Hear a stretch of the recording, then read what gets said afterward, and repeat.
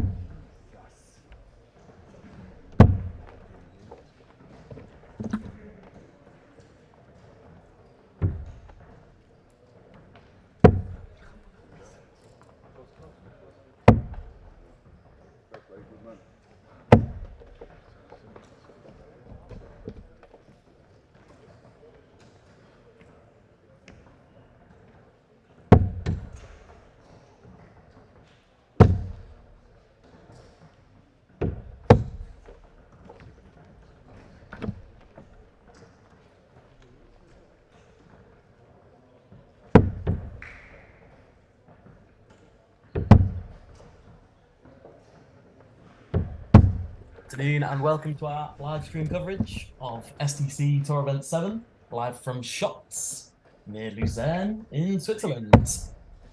You're joining us here for our second group game between Stefan Wyss and Stefan Belmont.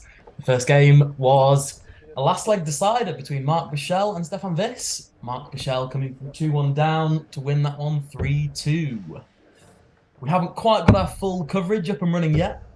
We're still without full board coverage, but we're working to give you the clearest pictures that we can in the next few minutes. What we can see is that Stefan Wyss has had a brilliant leg here against the darts. Has 3 in hand to break Stefan Belmont in the opening leg. And looks to have taken his opportunity. Certainly has. Stefan Wyss with a 17 dart break. He's come to play today, Stefan Wyss. Hasn't he just lost his first game? Well, he was slow off the traps, James, but really it's about how you finish the group stage, not how you start it. Obviously, this group is just contested with the 3 players, Mark Bichel and these 2. So each player will play each other twice, meaning each player will play 4 games in total.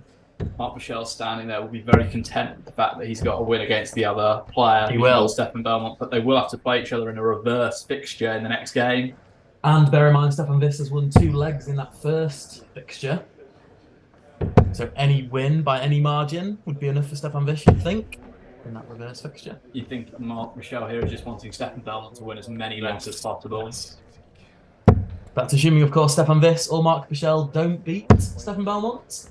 As you can see on Streamboard 2, Hans Schweiter getting underway in his opening tussle. Good to see the Master on board too.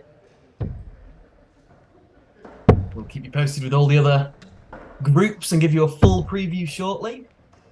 Of course, we're seeing a return to action of Marcel Walpen this weekend. He's been away for a little while. What sort of areas do you think he'll be averaging in that one? Really difficult to say. I think I'd put him at sort of the 70s bracket is where I think Marcel Walpen will be averaging today. If he's rediscovered the true extent of his form, then by no means would I rule out 80, high 80 averages, but I don't think that's where he'll be sitting for the group stage of his first tournament back. Interestingly, we've got SDC Tour Event 6 winner, Liam Mendel-Lawrence back again. We have. 2-time Euro Tour winner. Same number of Euro Tour wins as Stefan Belmont. How would you see that one going? Is that true? Yeah. Same number of wins. Yeah, we were talking about this earlier, weren't we? Who would start as favourite for a tournament today and who starts favourite between those 2 individuals. I think Stefan Belmont is probably the better of the 2 players. Has, at least in my eyes, taken his game to levels that I don't think Liam Mendel-Lawrence has reached just yet. Not to say that he won't, being the younger of the 2 men. Yeah, Belmont has had runs in Pro Tours, which Liam Mendel-Lawrence hasn't. That's the difference. They've both had runs on the Euro Tour, but Mendel-Lawrence hasn't had that opportunity to participate in Pro Tours. And we've seen Belmont beat the likes of Roby John Rodriguez, Ross Smith in Pro Tours, which, okay, there was one win for Mendel-Lawrence, like Robert Owen, and I can't quite remember who the other one was off the top of my head, but I just can't see him. I also think on the floor as well, Belly looks the better player. When we watched Liam Mendel-Lawrence, okay, he won last Sunday, but I didn't think he was that. Obviously, he blew his opponent away 7-0 in the final, but I do agree with you. I think Stefan Belmont produces the better performances more consistently on the floor tournaments. I also agree. I just think I've watched Belmont before and thought, wow, this is something that I could never achieve. Whereas when I've watched Mendel-Lawrence play, I haven't thought this is out of this world. Yeah, it's a good point you make. I also think just the experience factor of Belmont as well. He's been a semi-professional darts player, I'd say, for the last 4 or 5 years consistently. Obviously, the SDC's only been established for a couple of those years, but he's been a real regular at the sort of mid to top level of the game. Whereas Liam Mendel-Lawrence really has only made his breakthrough in the last 12 to 18 months.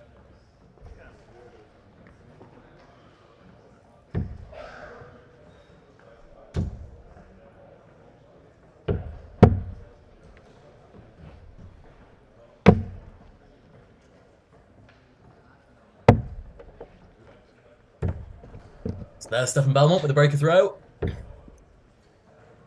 Normal service possibly being resumed here, as he looks to take control of this game against Stefan Viss.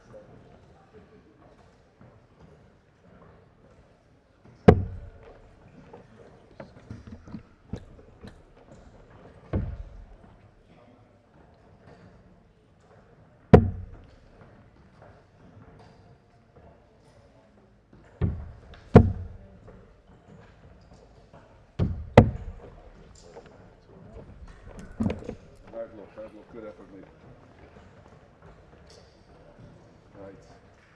Stay alive.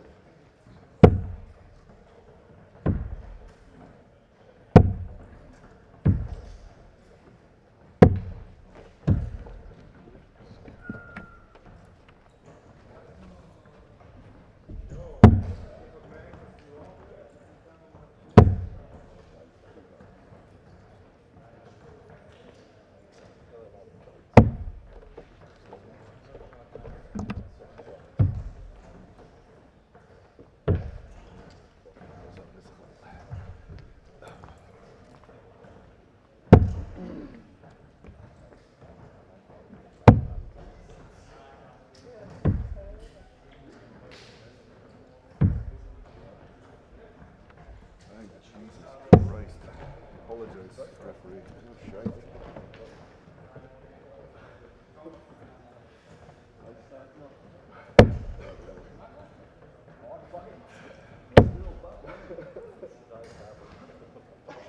He started off with 24 rounds, he didn't go to 17.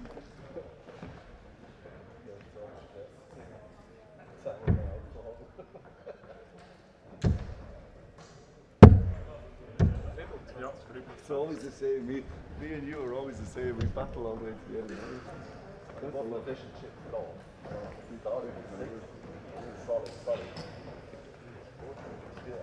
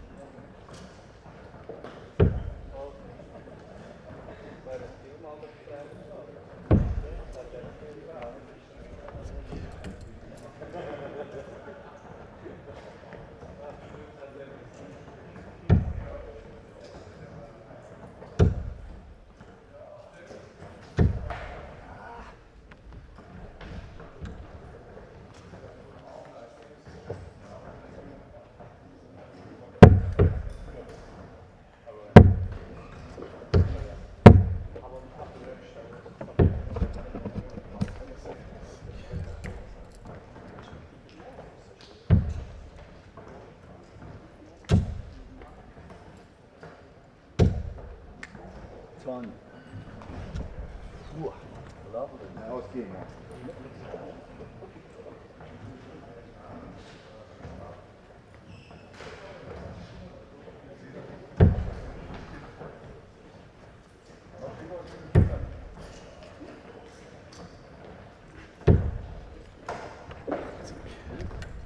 Nice.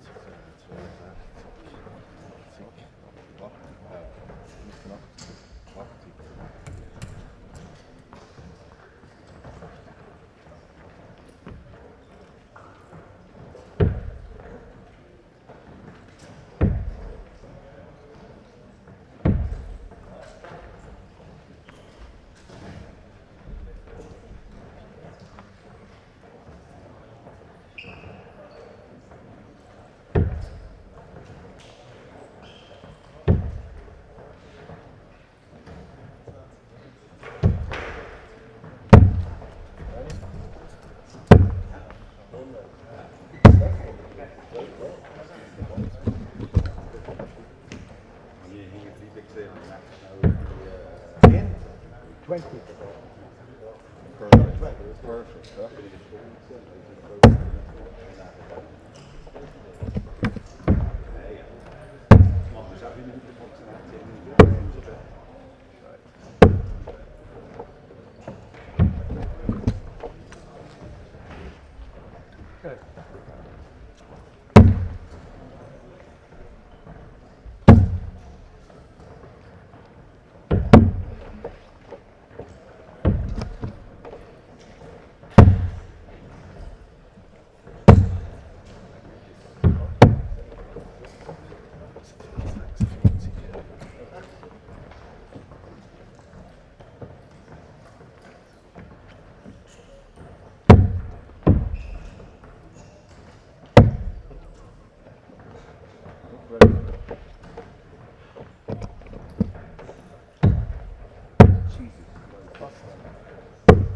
It's a Boston, isn't it?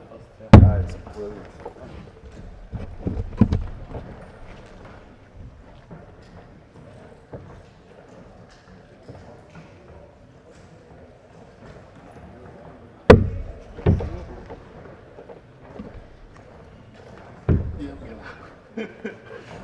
Good dog.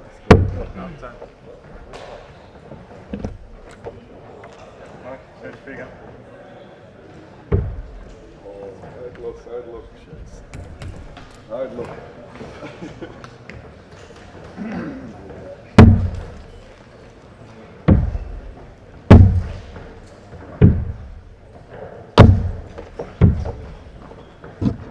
Jesus Christ, again, huh? What a battle, huh?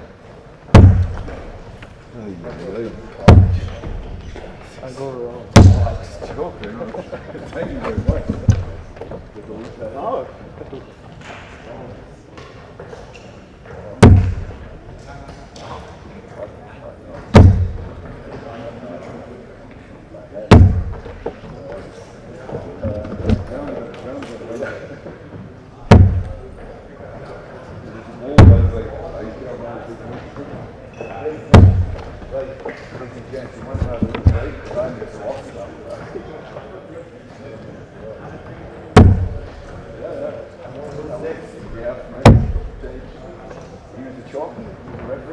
Maybe, yeah.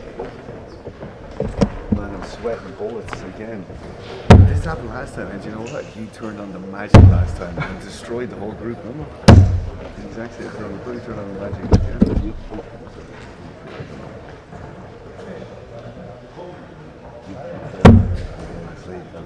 He seems like he's a professional.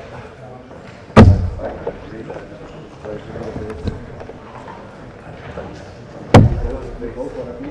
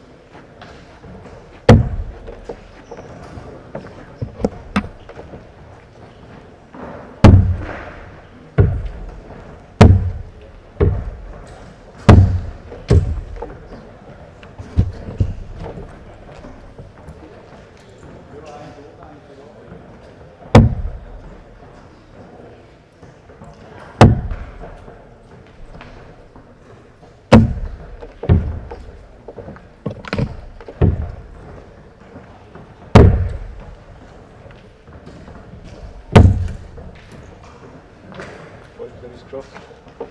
35 geschossen, ja.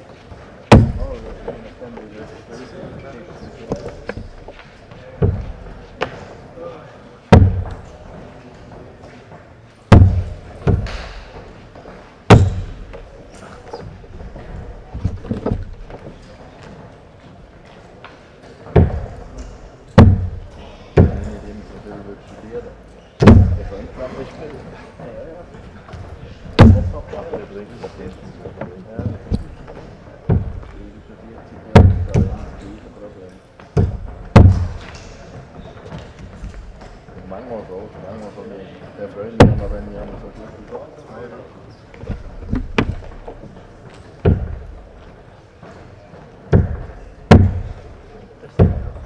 Ja. Ja.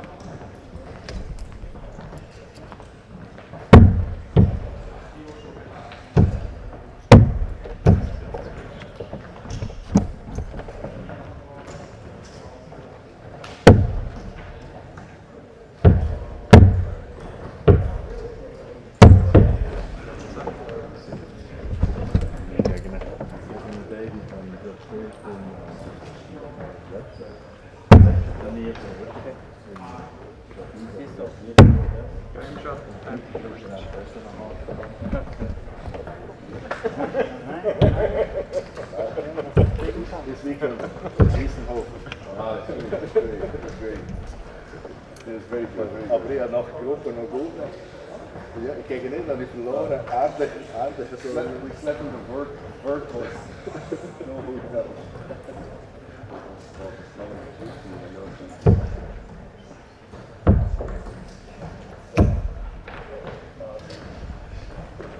Jetzt muss definitiv etwas gehen.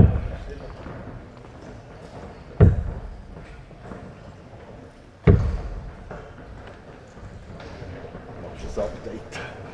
Yeah, I think there's a little bit of a. What's the mean?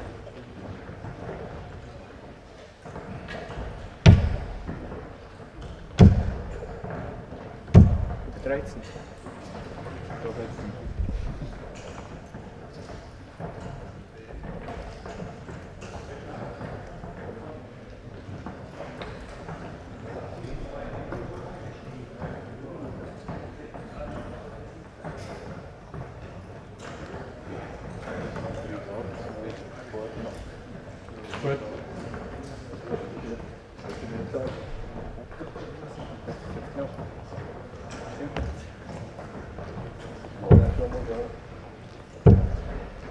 Ja, vielleicht ist es nicht Bier geworden, aber ich glaube Bier geworden. Ja.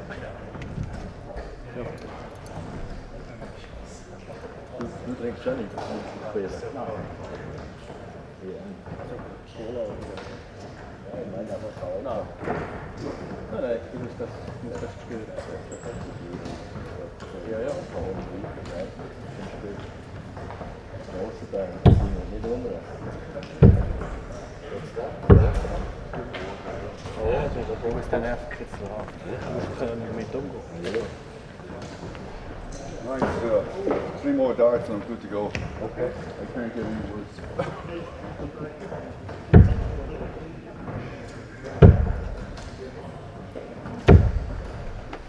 Right, it's game on, I suppose.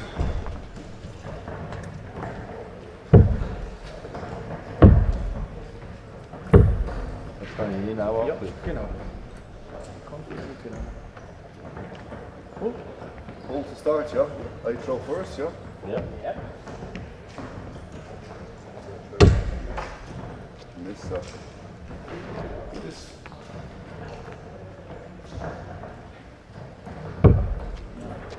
Ist er draussen oder ist draussen? Er ist auch draussen.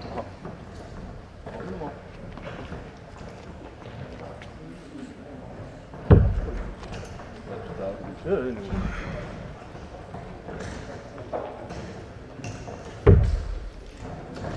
Right, huh? Miss. Throw again, huh? Yes.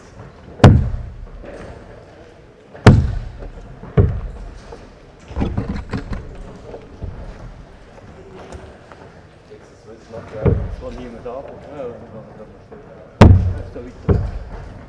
Das ist doch besser.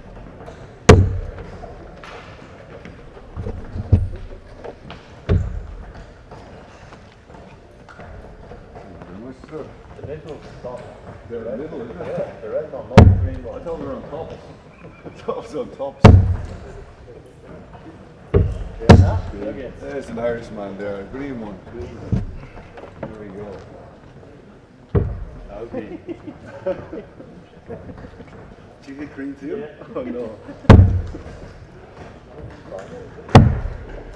Ja, red. Yeah. Oh, Red one. Swiss man you got, alright. Ah, hard look.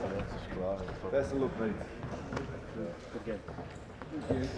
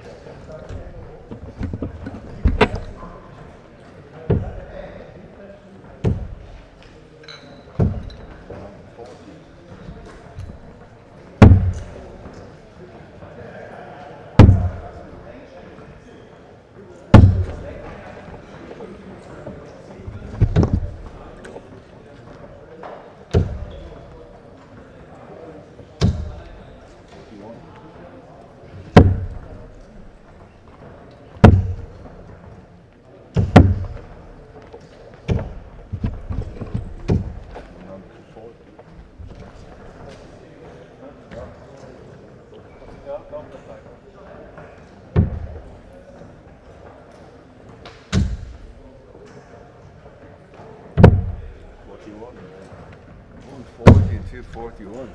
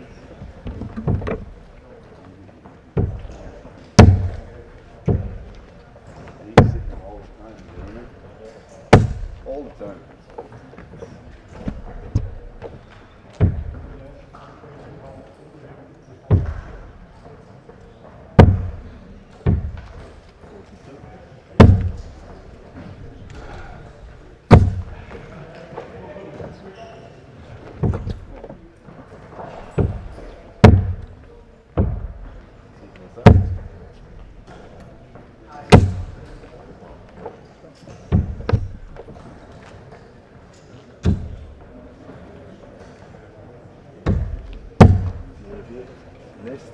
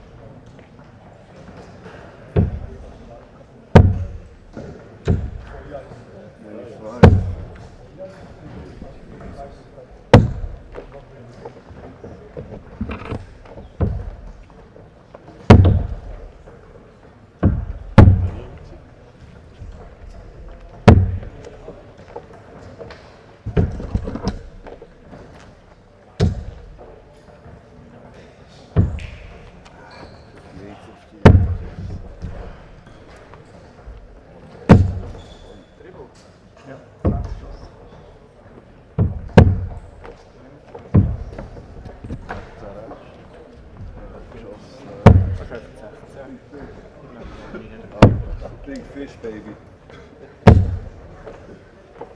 Fish. Go for the big fish.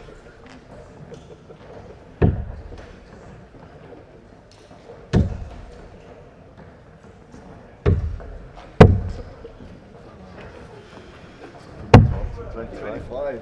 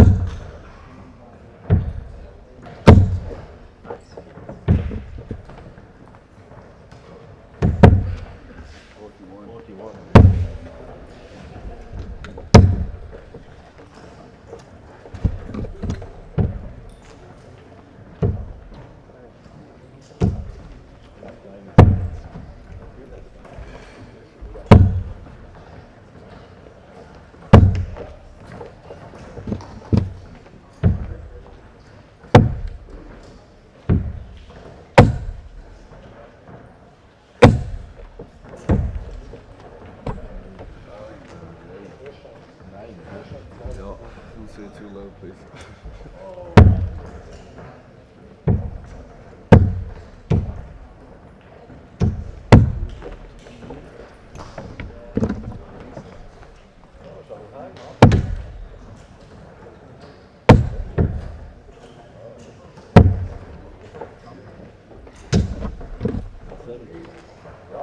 The pressure on. Still a long way.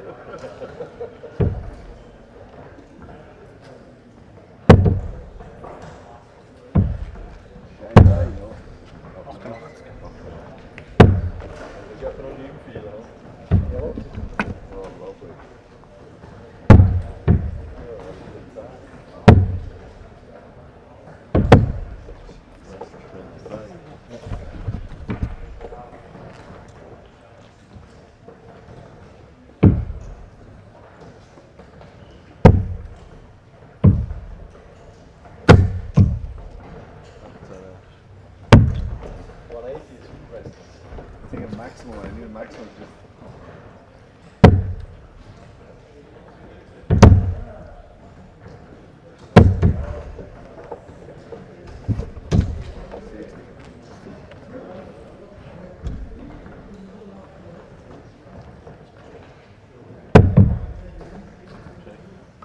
Easy, let's squeeze.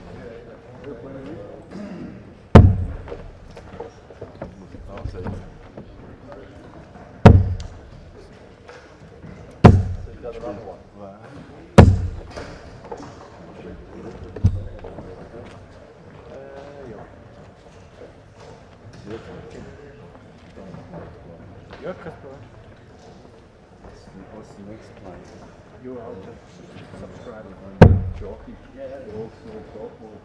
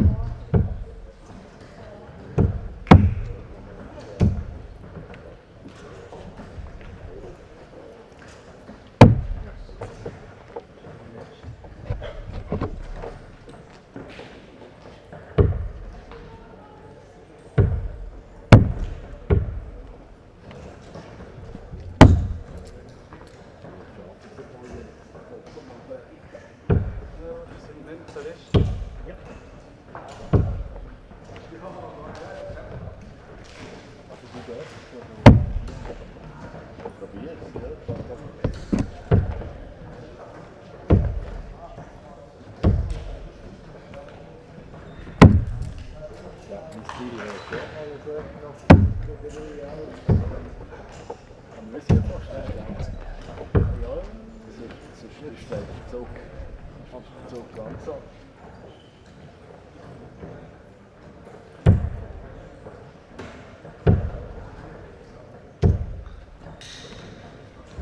Drei Gruppen sind an der Bowling.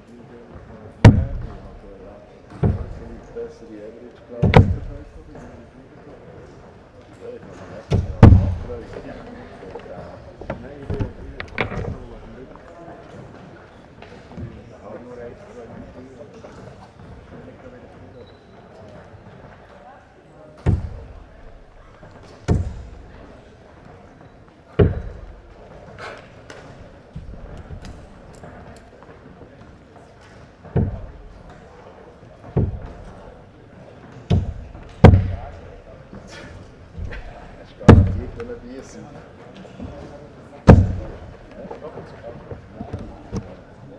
habe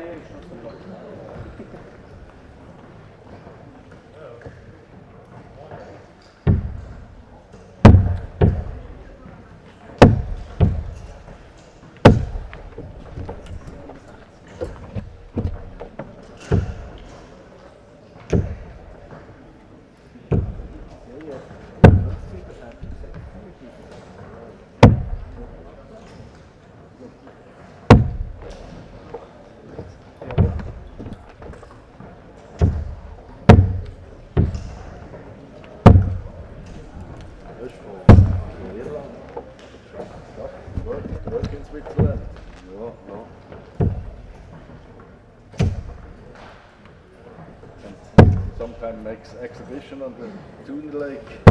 Yeah. That's right. That's how we met, wasn't it? Too.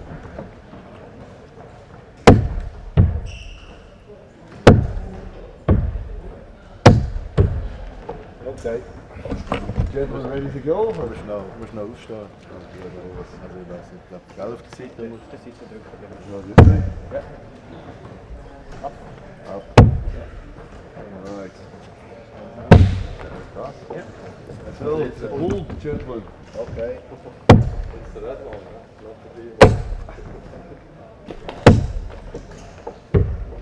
Green, very good, mate. Green, you got green, yeah. Outside, yes. Usual. Right, gentlemen. Wenigstens schon etwas gut. Also wer Irländer ist, sage ich ihm.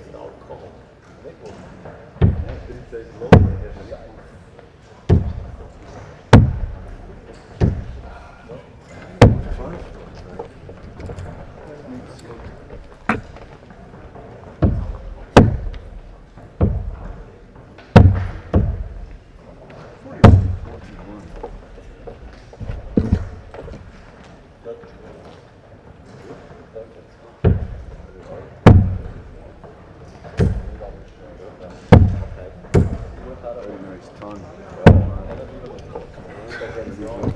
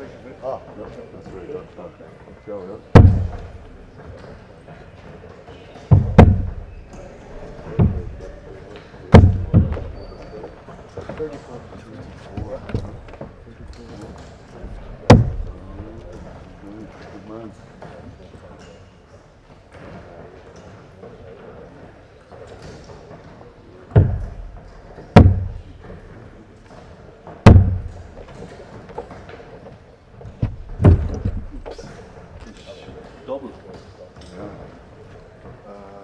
Double 4, ja.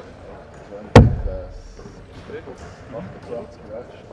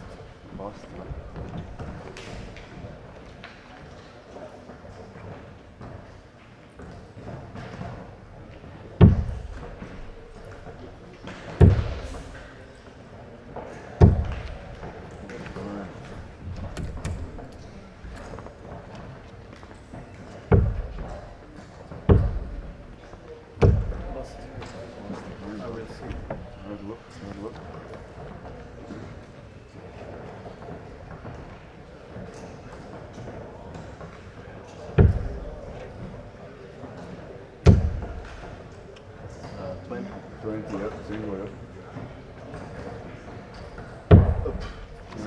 41.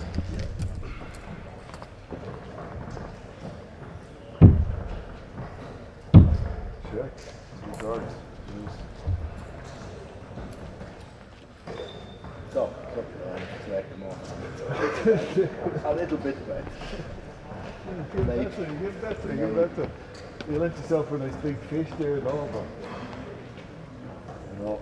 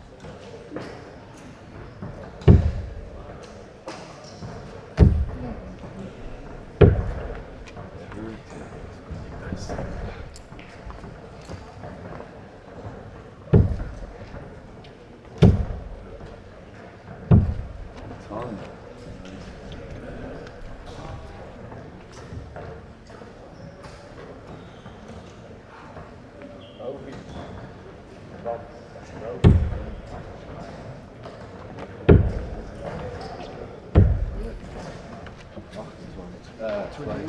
32. 32? 32. Yep.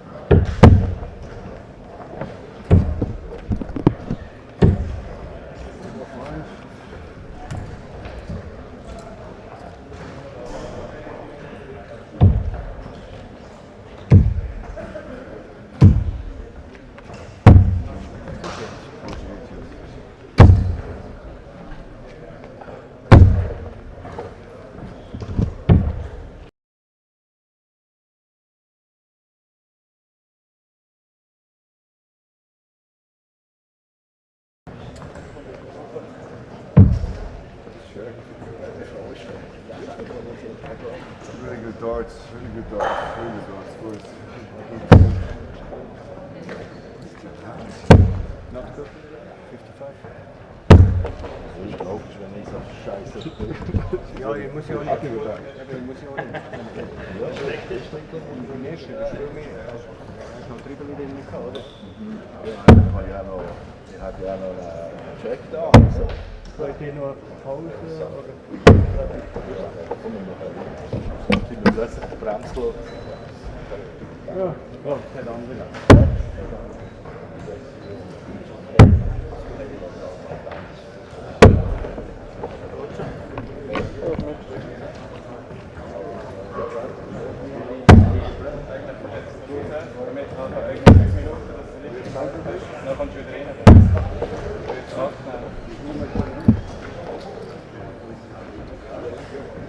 Sehr schön.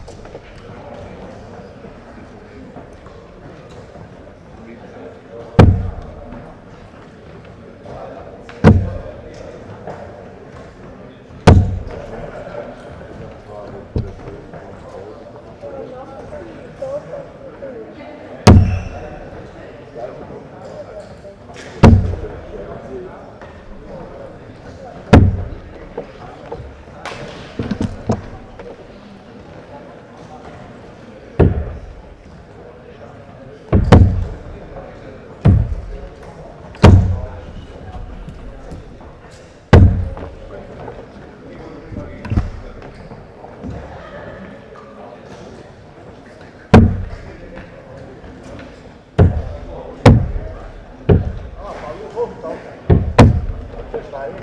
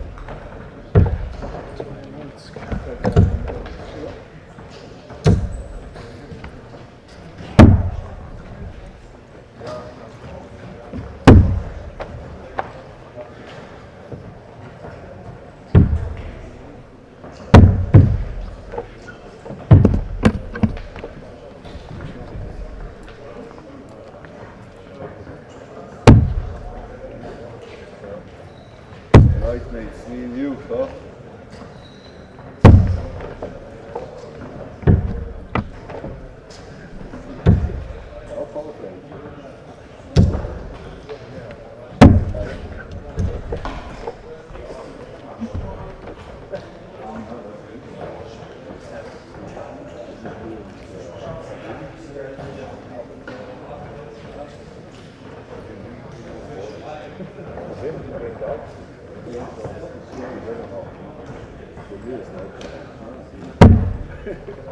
Right, so, ladies and gentlemen,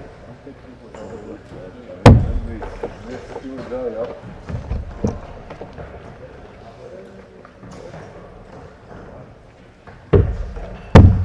25. 24. Outside. Thank you. So, also gut Spiel, hä?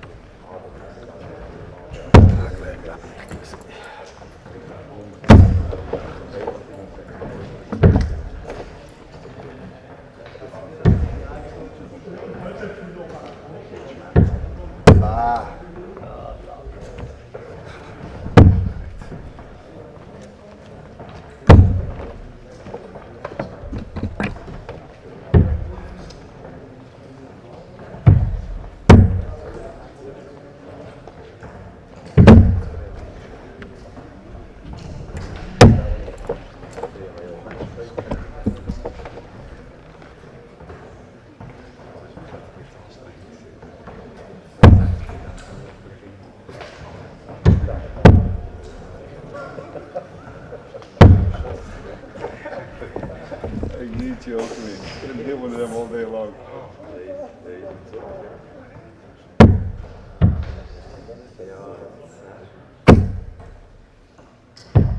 What?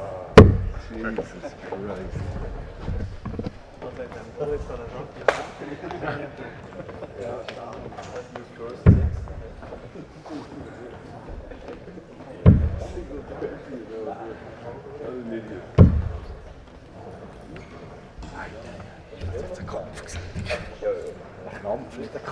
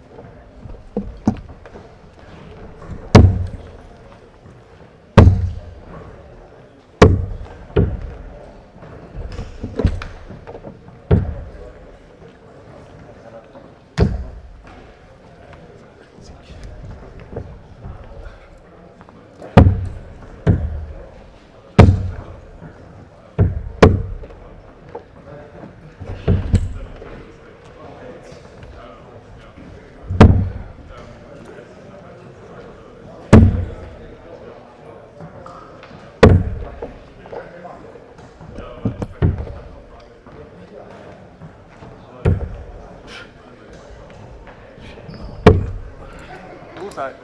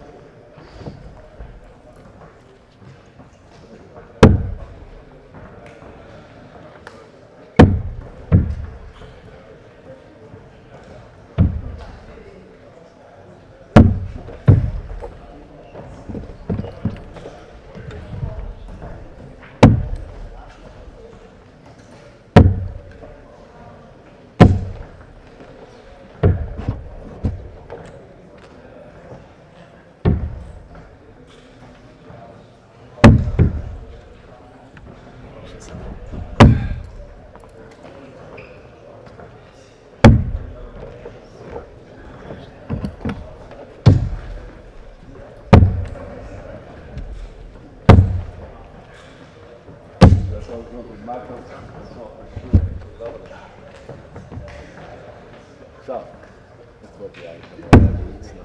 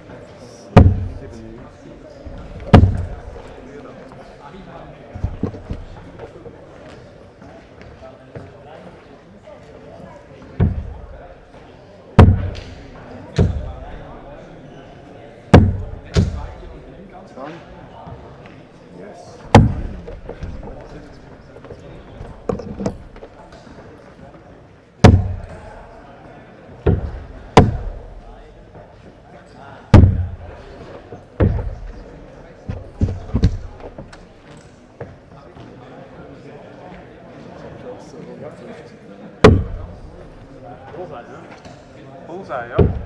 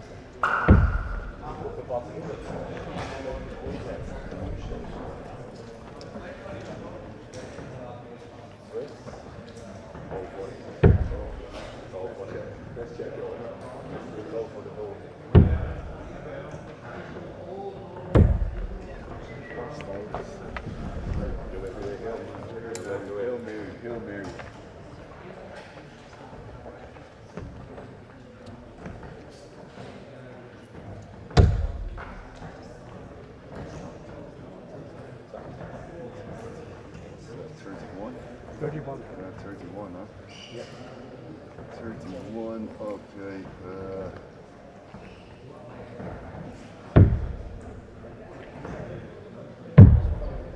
22.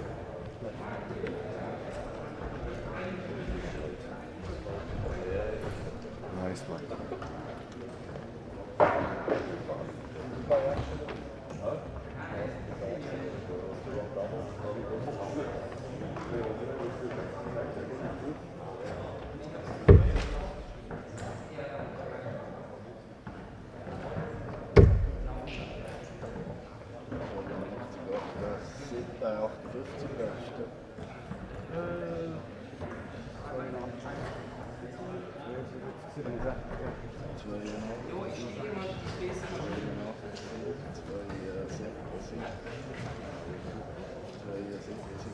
Ist das ein 11? Ist es nicht ein 14? Ah, 14. Hä? Sorry, 14. Eben. Entschuldigung, das ist mein Bock. 82, 72, 68. Entschuldigung.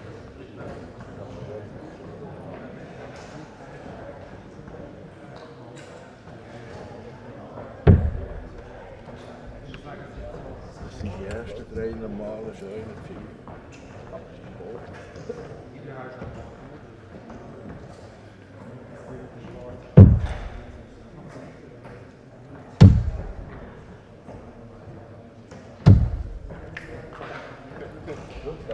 Jesus Christ. Gone to the wire again, mate. Yeah? Gut, please. Jetzt hat jemand noch.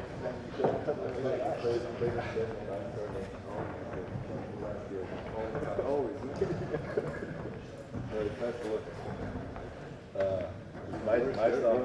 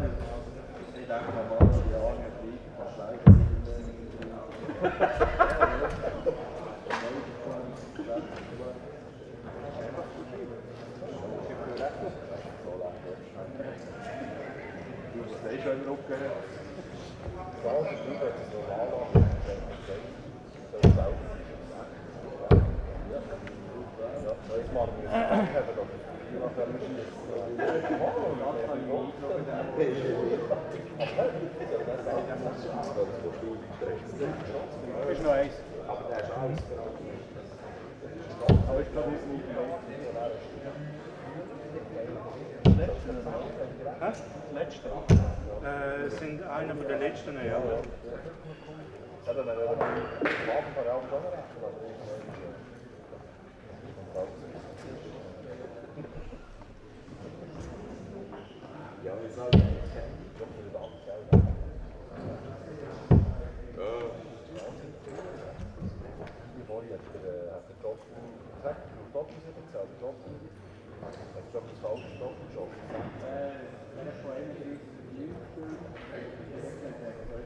Genau, ja.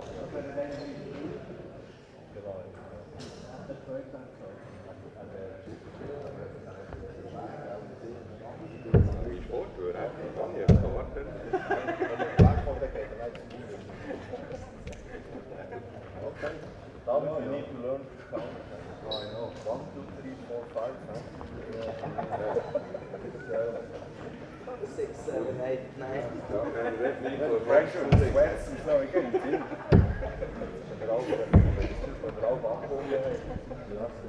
that's good. Can I get a 1-0 start?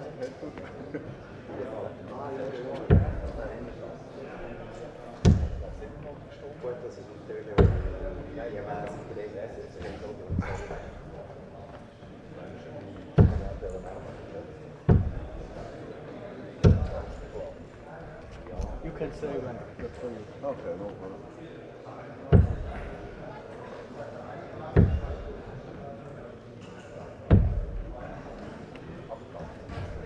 Can't do that in the game.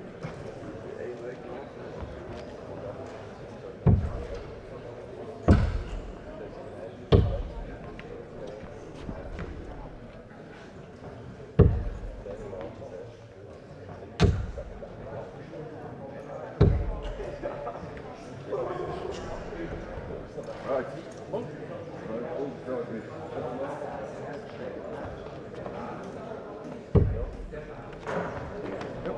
25. 25?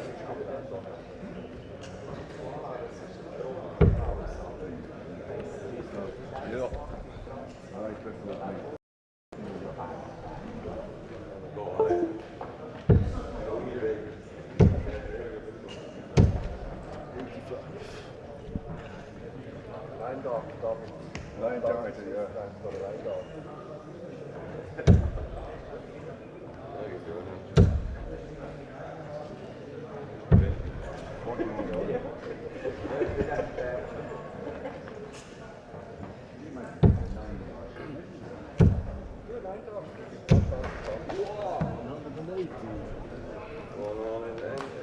good, Nathan.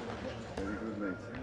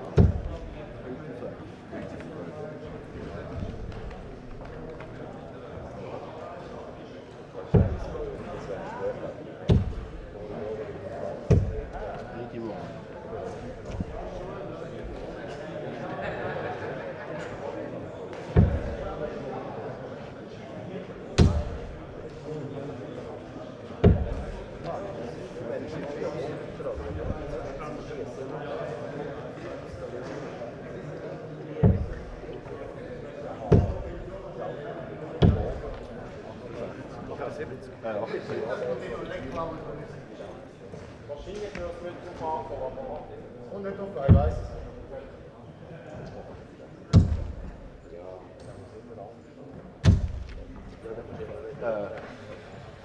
What? 54. 54 or 54, yeah.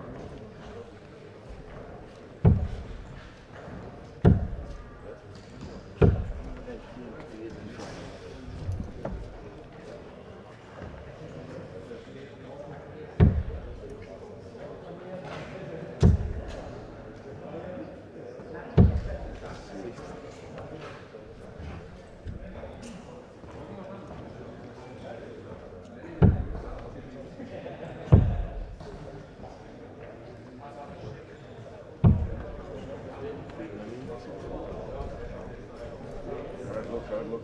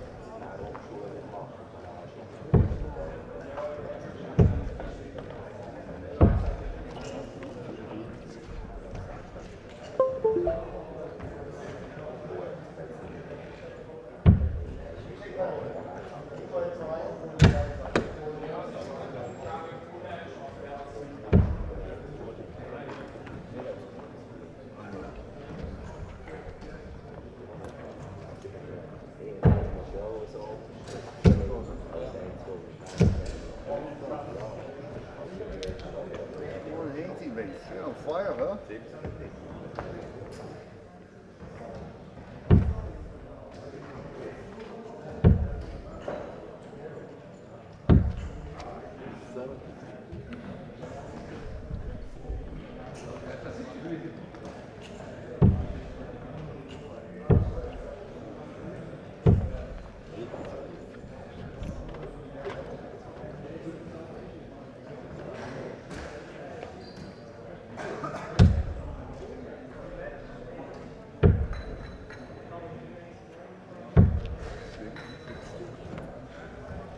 Hey, die hebben een appeltje.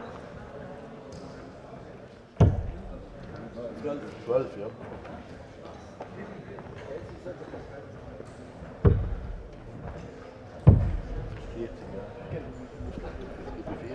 Kennen? 40? Dat was over die net.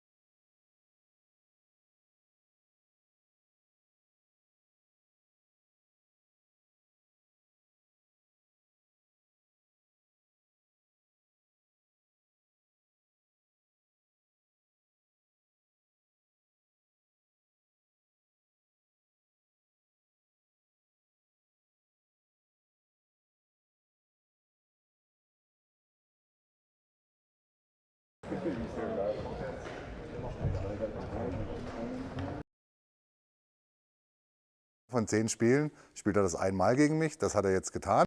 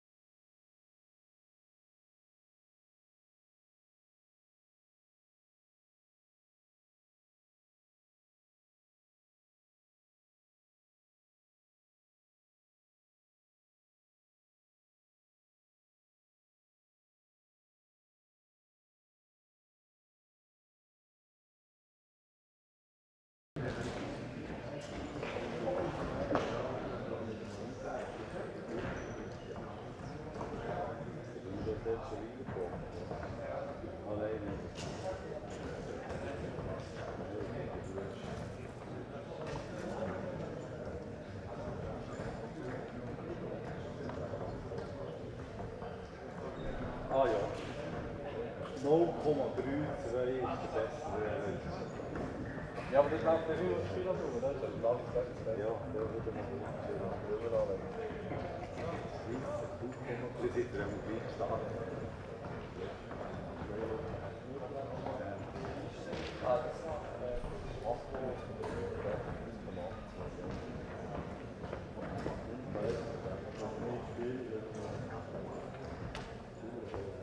Ja, ja, genau.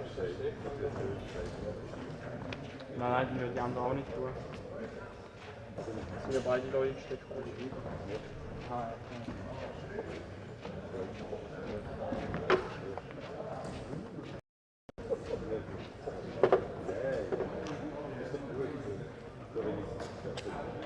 Wenn du geguckt hast, die anderen großen Dinge nicht. Ich glaube, ich sage, da bin ich sehr gut für die Jungs. Nein, nein, yes!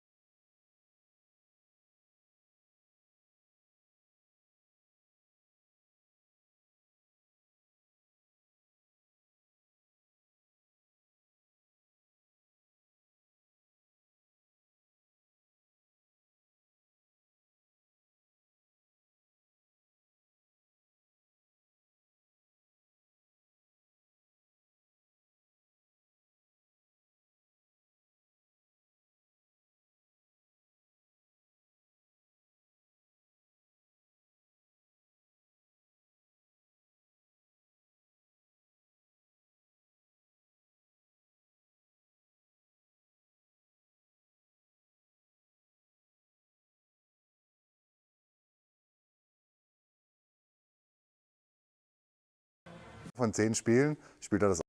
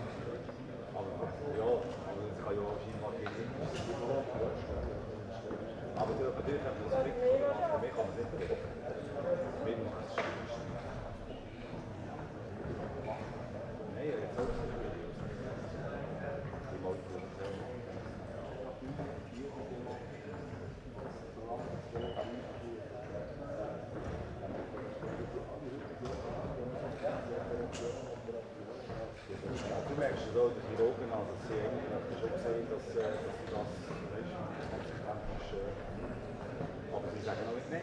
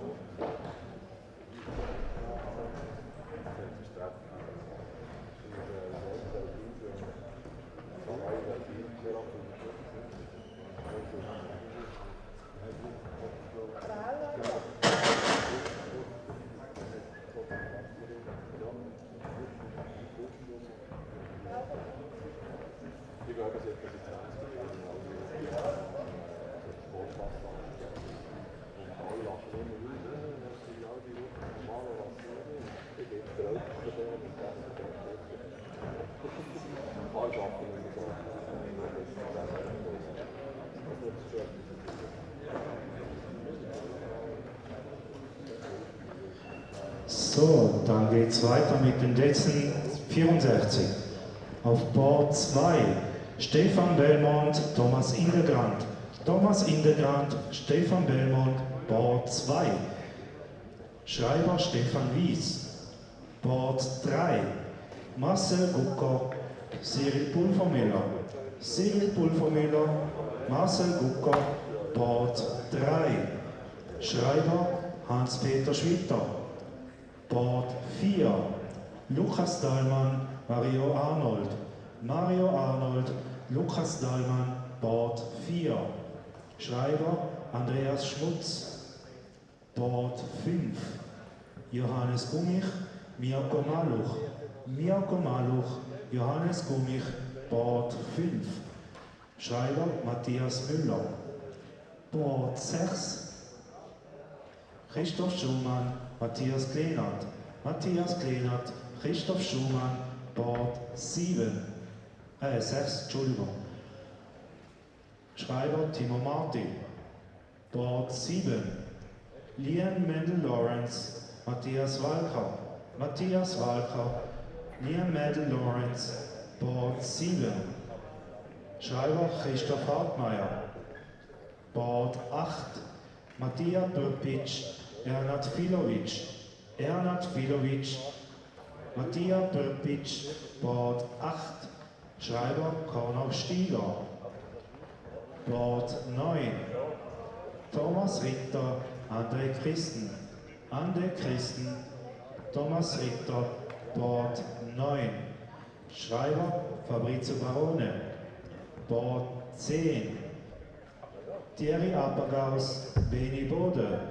Beni Bode, Thierry Apagaus, Board 10. Schreiber Roger Tüscher. Board 11 Daniel von Almen, Alessandro Tocci. Alessandro Tocci, Fönsi, Board 11. Schreiber Remo von Arx. Board 12 Ronny Loy, Marco Gerber. Marco Gerber, Ronny Loy, Board 12. Schreiber Erik Stutz. Board 13 Patrick Gray, Barry Nelson. Barry Nelson, Patrick Gray, Board 13.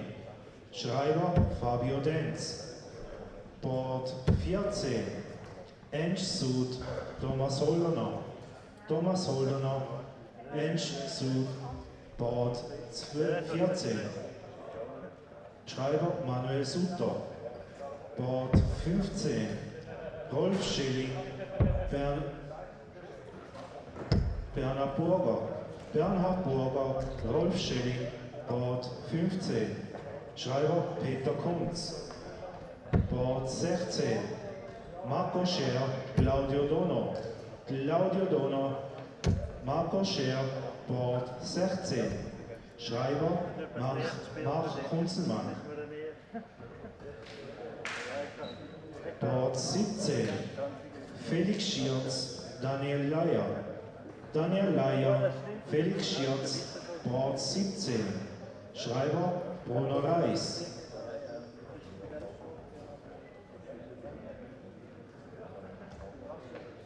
Ja, das ist schon so. Das ist schon so. Das ist früher schon überrascht, man kann nicht. Das ist schon schade. Board 18. Sven Geiger, Urs Heberli. Urs Heberli, Sven Geiger, Board 18. Schreiber Stefan Hartmeier. Board 19. Rocco Fulciniti, Ian McIntosh. Ian McIntosh, Rocco Fulciniti, Board 19. Schreiber Mike Lotze. Board 20. Roger Hertig, Alessandro Nivola. Alessandro Nivola, Roger Hertig, Board 20. Schreiber Daniel Burkhardt. Board 1. Andreas Wegner, Joel Stauffer. Joel Stauffer, Andreas Wegner, Board 1. Schreiber Angela Heinrich. Board 21. Fernando Jorge dos Santos González, Nicolas Wirbler. Nicolas Wirbler, Fernando Jorge dos Santos González, Board 21. Schreiber Urs Brinker. Board 22. Fabio Piscitelli, Benjamin Bürgin. Benjamin Bürgin, Fabio Piscitelli, Board 22. Schreiber Toni Maisano. Board 23. Adrian Vierter, Michel Grosjean. Michel Grosjean, Adrian Vierter, Board 23. Schreiber Sascha Stauffer. Board 24. Marcel Walpen, Jörg Schwendimann. Jörg Schwendimann, Marcel Walpen, Board 24. Schreiber Oliver Glutz. Board 25.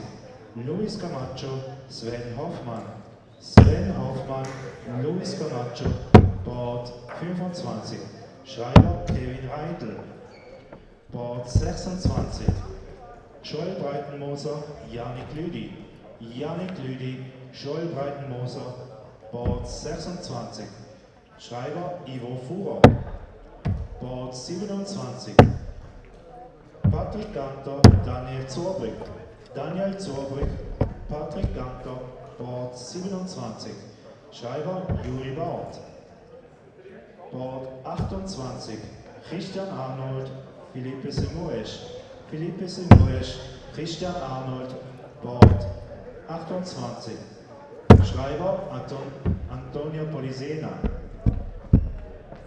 Board 29. Jochen Graudenz, Dominik Bohrer. Dominik Bohrer, Jochen Graudenz, Board 29. Schreiber Christoph Pulver. Board 30. Dominik Heweisen, Fabian Limacher. Fabian Limacher, Dominik Heweisen, Board 30. Schreiber Beat Hofmann. Board 31. Patrick Wachter, David Milea. David Milea, Patrick Wachter, Board 31. Schreiber Roland Meyer. Board 32. Luis Müller, Marc Bichsel. Marc Bichsel, Luis Müller, Board 32. Schreiber J.D. Gohlhalder.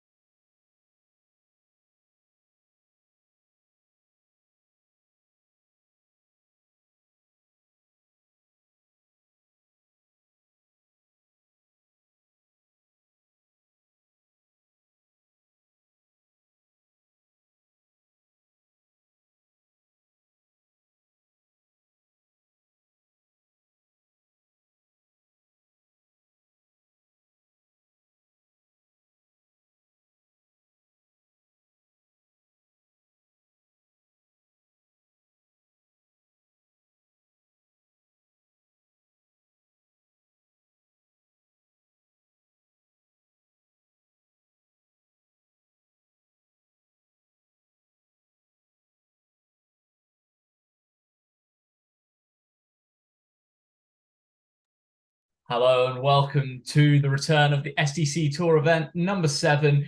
We're into the knockout rounds. Apologies for the lack of group stage action. Just missed a few 80 averages from Stefan Belmont, but I'm sure we'll see him again later on. Here we are watching Joel Stauffer versus Andreas Wegner. Andreas Wegner topping his group with Joel Stauffer finishing second in his group behind Ant Schud. Been some good darts today already from lots of different players. No massive upsets so far. Liam Mendel-Lawrence going through his group. As we already mentioned, Stefan Belmont going through his group. And yeah, it's been some steady darts across the board. Off the back of the group stage, how do you see the knockouts going? Have you got any particular player that's played well that you've got your eye on? Sven Geiger's still there, Jochen Grauden's still there. And the question I have to know, how did Marcel Wolpen get on in his group stage game? Yeah, a couple of questions there from the group stages, James. There's a couple of players who I think have been playing particularly well today. I know you like to check the averages list at the end of the group stages, and Jochen Grauden's is topping that so far at the end of the group stage rounds. Marcel Wolpen's been a little bit underwhelming. I'd say Stefan Belmont, on a little bit of our group stage coverage that you might have seen, was a little bit disappointing as well. Liam Mendel-Lawrence the same, a little bit disappointing. Sven Geiger's been continuing his brilliant form throughout 2023. But really, I can't look away from Stefan Belmont upping that average considerably and making yet another final. Some mainstays of the SDC Tour, Lucas Dahlmann and Joel Breitenmoser, sat 5th and 6th on the averages list, making up the top 6 of players that have only averaged over 70 so far. My question for you, James, is do you think conditions maybe are a factor today? It's obviously a very hot day. It's a quick turnaround from our last SDC event. Do you think there's any reason that could be responsible for the drop in standard maybe today? I don't think so. I think a lot of the big players wait until big games to put on their averages. I mean, we saw Stefan Belmont. He looked like he was in a different world. He was in cruise control. He didn't really care what was going on. Jochen Grauden's always puts in the high averages in the group stage. He tends to drop off though as soon as there becomes a bit of pressure. And I tell you, someone that started very well in his next game is Joel Breitenmoser. Started in with a 17 dart leg, 18 dart leg there against Yannick Ludi, which is very steady. And if he carries on this kind of form, I think he can go quite far today. It'd be good to see Joel have a good run. It's been a long time now since he's made a quarterfinal or a semi-final, so we'll be looking to put that right today. One thing we've not spoken about is the game that we're watching here on stream, board 1. Joel Stauffer against Andreas Wegner. Joel Stauffer wearing the very familiar bright yellow shoes. Got his ponytail there. It's going to be a very close game, this one. A lot of nip and tuck. Both players using darts quite nicely there in the last couple of visits. Yeah, I was watching a little bit of Andreas Wegner in the warm-ups, and we were watching him from behind, so I couldn't quite see his grouping, but I'm very surprised to see how controlled and how tight his darts actually are. His throw is certainly not a thing of beauty, but he's an older darts player and obviously well honed in his skills. Yeah, he's using those points that I can't quite think what pro uses them. They're slightly two levels to the points. They kind of drop down a little bit thinner as you get further on. I can't think which pro uses them, but there's definitely a few. It's uncommon, isn't it? But it's a new style of spear, I think, a new style of point. Okay. We mentioned earlier, we think Joel Stauffer is using an old pair of Phil Taylor spears by the looks of things. Obviously not throwing them like Phil Taylor and stacking them, but actually understacking. As we get into the business end of this first leg, first of 4 legs, of course, in our last 64 games that are all going on across the boards right now. Yeah, a big game that's going on right now. On board 18, Sven Geiger currently 2-0 down to Urs Haberli, 2 legs away from getting sent packing in a very early stage for Sven Geiger. Our number 1 seed, of course, and our 2-time event winner. Sven Geiger's in a little bit of trouble there. Someone who's not in trouble, Felix Schertz out on board 17, 2-0 up and cruise control over Daniel Lyer. Yeah. How many different nationalities have we got, Trav, in this last 64? There'll certainly be several. I'd guess double figures if I had to just throw a number out there at you, James. That's a great little 65 check out there from Joel Stauffer in 2 darts, outer ball tops. Beautiful stuff. Cracking start here as well from Lucas Dahlmann, averaging 90 off the 3 leg. Yeah. Of course, we saw in the group stages only a couple of tour events ago. Lucas Dalman was averaging over 100, wasn't he, for 2.5 legs, 3 legs there, against Connor Steiger, I believe. Liam Mendel-Lawrence averaging 40 here against Matthias Walker, 1-0 down. That's something that we expect him to probably turn around. With Event Tour finalist Thierry Asparagus about to go down 4-0 to Benny Bow. Yeah. Asparagus was unbeaten in the group stages. I think he only dropped 1 leg in the group. He's now dropped 3 and on his way home. Marcel Guga 2-0 up. Stefan Belmont 2-0 up. Luis Camacho 1-0 up on Sven Hoffman. Brilliant game there, isn't it? Board 25, Luis Camacho, Sven Hoffman. I think they met in the last 32 or the last 64 in a previous event this season. So a repeat of an old battle there. The man that we were supposed to see on Streamboard, Mark Bichel, 1-1 with Luis Muller, the conqueror of JD Bolhander in the group stage. Fabian Liemacher 2-1 up on Dominic Hiebense. Ian McIntosh, Scots, 1-0 down. Averaging 37, I'm not surprised. We've also got barbecue. Bernard Berger, 1-0 down on Rolf Schelling. Big Rolf. The professor. Back to our coverage here. Andreas in a little bit more control here on his own throw. Very thin stems, I would say, about these darts. Yeah. They are Phil Taylor darts, but they're very thin stems. I wonder if these are customs or if they actually come with the set. I know you used to use an 11 gram, 12 gram pair of darts yourself, and you can't use them now because they don't manufacture the stems anymore. They don't. They look the same kind of size as your stems. The stems look very short as well as being very thin. I always used a slightly longer, medium length stem myself. One thing that stands out to me on the Joel Stauffer throw, tell me if I'm wrong, is that when he throws at treble 20, his darts very much suit an understack. But when he throws at 19, they lay quite flat into the board and allow him to stack on top. I remember back in the day when we played him a couple of years ago in the doubles game, he was very much a stacker, wasn't at all going for that understack, but maybe a slight change in throw. My impression of watching Joel for the first time in a good period of months, if not years, is he's certainly got a lot more control than I remember about the Stauffer throw. He used to be very wayward and there was a lot of movement in his hand and arm. As Wagner's looking at double 16 for a 102 out. You think he'll be back? Yeah, it's a real steadiness to Stauffer's throw in a way that I always seem to remember at the back of his, I suppose, swing, there would always be movement, but he's been throwing relatively straight darts throughout this contest so far. One time he would want the treble there, though, spraying into treble 5. Bit of pressure, maybe. Wouldn't want to leave 80, of course, though, would he, James? So it's not a bad miss from Stauffer. Nervous darts there from Andreas Wegner. Can Joel Stauffer clean up 85 and put himself back in a strong position? 20 for the bullseye. Treble for double 5. Okay, here we go. Possibly didn't quite attack that enough, did he? A little bit of caution, I think. From Stauffer there. I think he didn't want to bust it. But now there's a lot of pressure here on Wegner. On the wire, can't quite find it. You can't fault that last dart. He's thrown it well. He's thrown it aggressively. But now Stauffer's back. The double 5. My one thing with double 5 is I always think the best thing to do is be aggressive with your first dart. I think as soon as you go really high on that first dart, you then almost can't attack it with your second dart. Great dart there from Wegner. If you attack it with your second dart, you're then at risk of going inside and just wasting your third dart. So it almost means that second one has to be high again.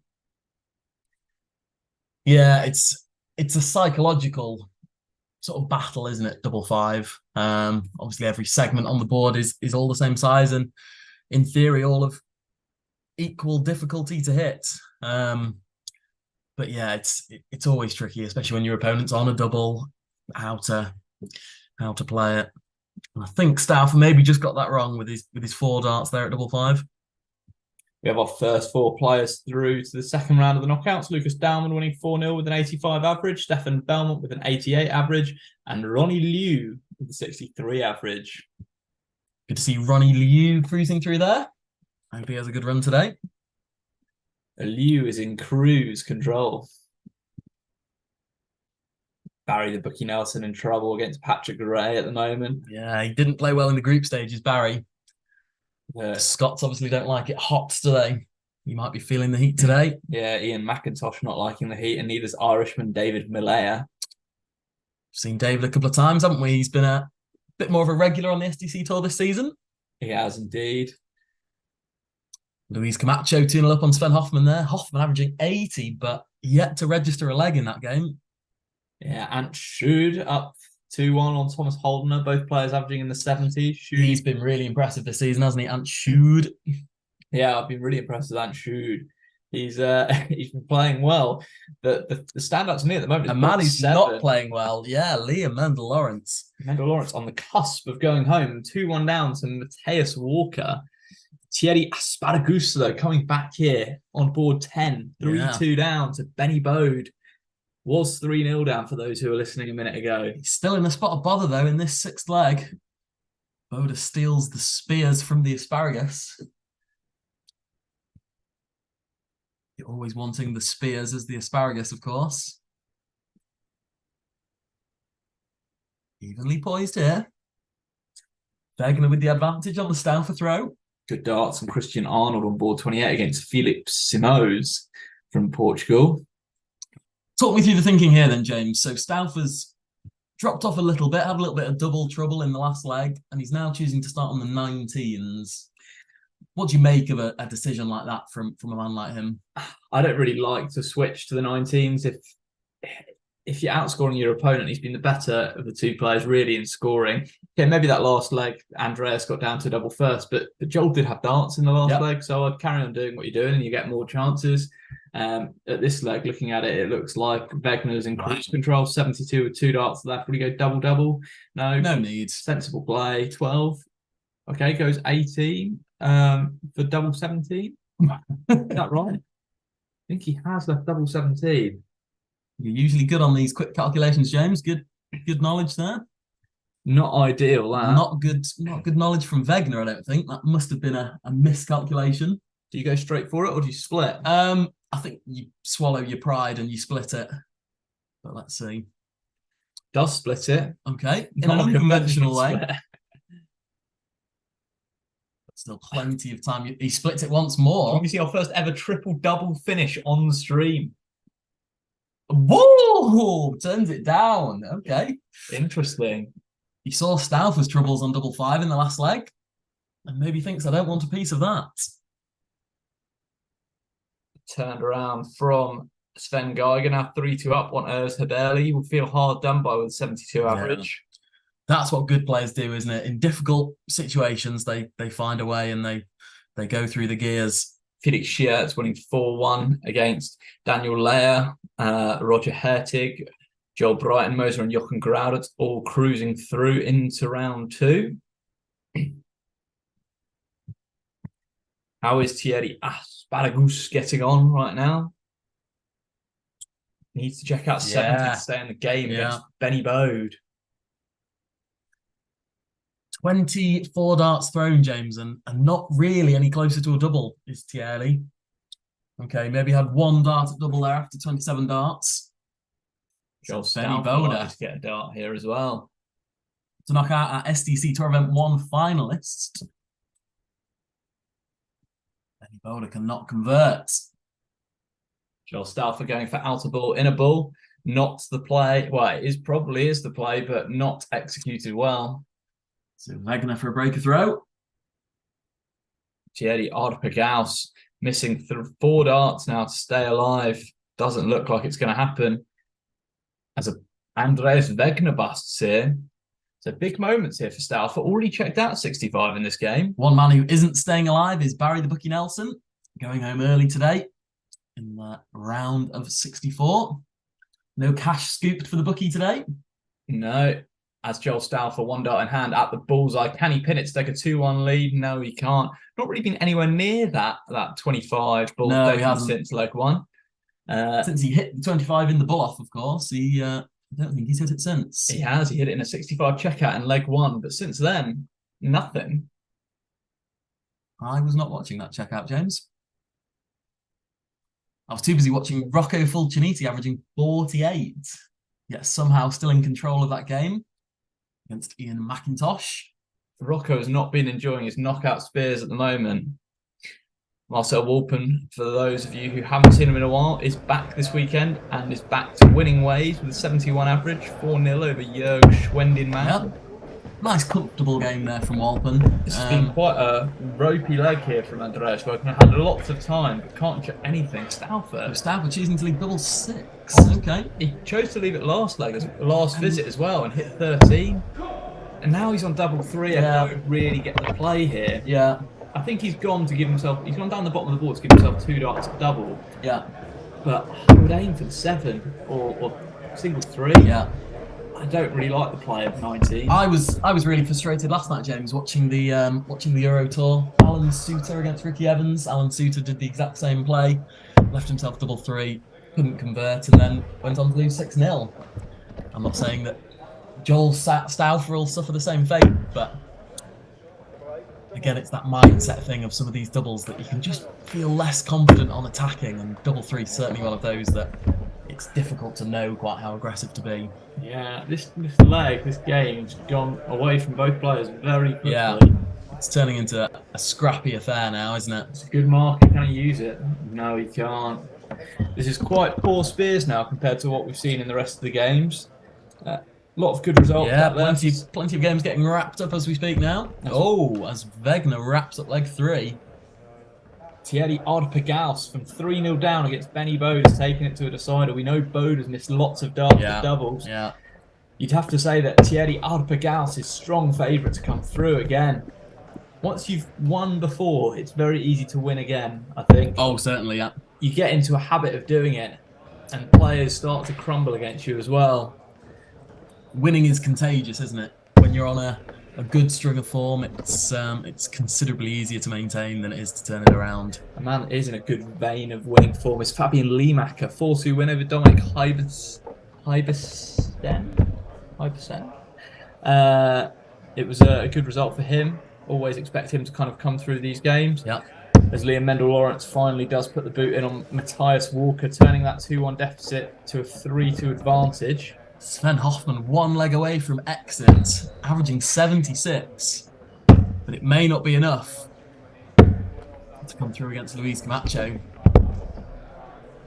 A man who's well versed in this sort of knockout round. He's a bit of a last 32 merchant, I'd say, wouldn't you, Luis Camacho? He is indeed, and one game that is going the distance, the first game to go the distance in this knockout round, Marco Schard against Claudia Dono. How do you see that one go? Yeah, well, Dono was in a tough group with Rocco Fulciniti, his compatriot. So yeah, slightly hard done by not to finish top of a group or get an easier seed than Rocco, but I'm going to tip Claudia to come through that one against Marco Schard. He's got work to do as Schard begins, well, with a 2 treble visit and a 1 treble visit, so advantage Schard in that one. Daniel Van Olmen through 4-1 with a 59 average. Yeah. Steady darts from Van Olmen. Fan favourite Van Olmen. Will be delighting to the raptures of the crowd right now. Benny Bode, 77 to knock out Thierry Arpagaus. Arpagaus sat on a double if he can't quite finish this off. Big pressure darts here for Bode. So Wegner. Great first dart there. Nice steady ton from Wegner. Thierry Arpagaus now with 3 darts to get himself through into the knockout rounds. I should say the second knockout round. Just keeps it nice and fat there, Stauffer. This leg is very poised. Yeah, it's very nicely poised. As Team Early Asparagus gets the job done. And Wegner on double 18 gets leg 4 wrapped up. We had some double troubles in the early part of this game, but not there from Wegner. Ton plus checkout, and the first one we've seen on stream today from Andreas Wegner. 116, very good darts. Brilliant darts, yeah. So Stauffer, we mentioned that double 3 being a bit of a momentum shifter. Is that going to prove to be the case? Diessenhofen does keep that game alive against Luis Camacho, 3-2 down. Patrick Wachter of MyDarts Switzerland currently sat at 2-all. Oh no, sorry, Patrick Wachter of Glory Bomb currently sat at 2-all against David Milea. Some very poised games at the moment. All of the spat viewings that have gone on previously are all finishing now. So it's all these tight games that are going on. Claudio Donner, your pick, Trav, comes through 4-3 despite Shah throwing in some very high treble visits in the early stage of that one.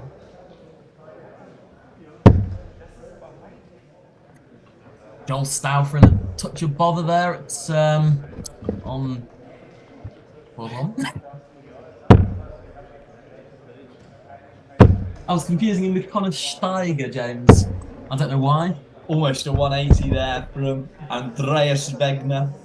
Joel Stauffer here in big trouble, as you just mentioned. But we are watching that game, Trav. Connor Steiger not in big trouble because he's not here today. He is here today. He got eliminated in the group stages. Very low 40 averages for him. Really? Yeah. Another man who doesn't like the heat, obviously. Struggling against Yannick Ludi earlier. A larger gentleman, of course. So Wegner in strong control of this game now, after losing the first leg. Stauffer starting on 19th on 308. Don't really get the play. Hitting trebles is just the play now for both players. Stauffer in particular. Okay. Great guide on treble 18 there. Yeah, it was. He's left 80, which means Stauffer probably going to get 6 darts. And that's a brilliant first dart from Stauffer. Finds the weight, but just can't keep the line. 83. Okay, it's an outside shot. Oh my goodness, he's gone double-double. Oh, for double 10. Heartbreak. Won't want to go inside. Oh, okay. He goes inside a different segment. Right. Liam Mendel-Lawrence has missed 6 darts here against Matthias Walker to end the game. Walker missing a dart at bullseye to take us to a last leg decider. I think Mendel-Lawrence will probably clean up at this point. Will Andreas Wegner clean up? That's the question. Double 7. I think he'll go straight for it. He looked to be attacking it. Okay, he does. Double 2. Hits already this game. Can't hit it again yet. Good effort from Wegner. He threw those with a good tempo. Not going to be critical of those. Oh, okay. 66 left. 66, yeah. Will he go treble 16 for double 9? Or I think he'll 16? Keep it safe. I think he'll keep this in the big part of the 16. He doesn't. Really attacks the treble and doesn't get his rewards. So down for now. Big 18. Okay. Okay. I think he's possibly miscounted there. I think he has as well. I think he's left 40. He has, yeah. Big 18 was the shot there from Stauffer. So Wegner to wrap up the game. And there it is on double 2. Wraps up 4-1 victory over a slightly confused Joel Stauffer. Much like I was slightly confused about his identity for a short while there. But we'll be seeing him no more as Wegner strolls on through.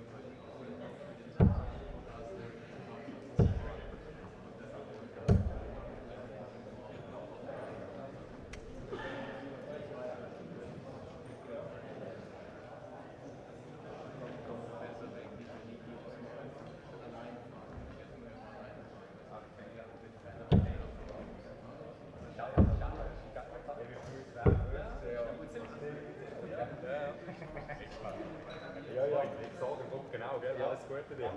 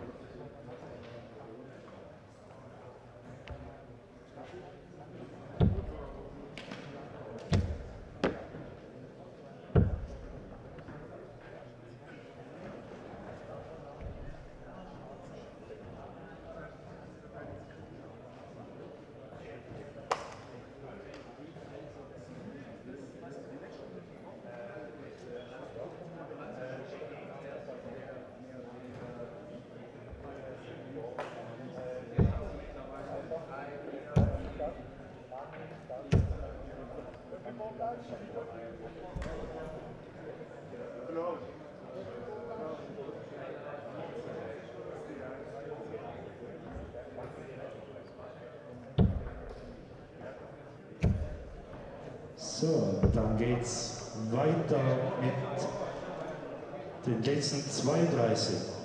Auf Bord 3, Stefan Belmont, Marcel Gucker. Marcel Gucker, Stefan Belmont, Bord 3. Schreiber, Urs Heverli. Bord 5, Lukas Dahlmann, Johannes Gummich. Johannes Gummich, Lukas Dahlmann, Bord 5. Schreiber, Ian McIntosh. Bord 7, Christoph Schumann, Liam Mendel Lawrence. Liam Mendel Lawrence, Christoph Schumann, Bord 7. Schreiber, Alessandro Niveler. Bord 9, Mattia Prpic, André Christen. André Christen, Mattia Prpic, Bord 9. Schreiber, Joel Stauffer. Bord 11, Thierry Appergaus, Daniel von Almen. Daniel von Almen und Thierry Appergaus, Bord 11. Schreiber, Fernando Jorge dos Santos González. Bord 13, Ronny Loy, Patrick Ray. Patrick Ray, Ronny Loy, Bord 13. Schreiber, Benjamin Bürgi. Bord 15, Ernst Sud, Bernhard Burger. Bernhard Burger, Ernst Sud, Bord 15. Schreiber, Adrian Vierter. Bord 17, Claudio Donner, Felix Schierz. Felix Schierz, Claudio Donner, Bord 17. Schreiber, Jörg Schwennemann. Bord 1, Sven Geiger, Rocco Fulciniti. Rocco Fulciniti, Sven Geiger, Bord 1. Schreiber, Sven Hoffmann. Bord 19, Roger Hertig, Andreas Wegner. Andreas Wegner, Roger Hertig, Bord 19. Schreiber, Janik Lüdi. Bord 21, Nicolas Viogla, Fabio Piscitelli. Fabio Piscitelli, Nicolas Viogla, Board 21. Schreiber Daniel Zurbrück. Board 23. Michel Grosjean, Marcel Walpen. Marcel Walpen, Michel Grosjean, Board 23. Schreiber Felipe Simoes. Board 25. Luis Camacho, Joel Breitenmoser. Joel Breitenmoser, Luis Camacho, Board 25. Schreiber Dominique Bauer. Board 27. Patrick Ganter, Christian Arnold. Christian Arnold, Patrick Ganter, Board 27. Schreiber Dominik Heweisen. Board 29. Jochen Graudenz, Fabian Niemacher. Fabian Niemacher, Jochen Graudenz, Board 29. Schreiber David Milea. Board 31.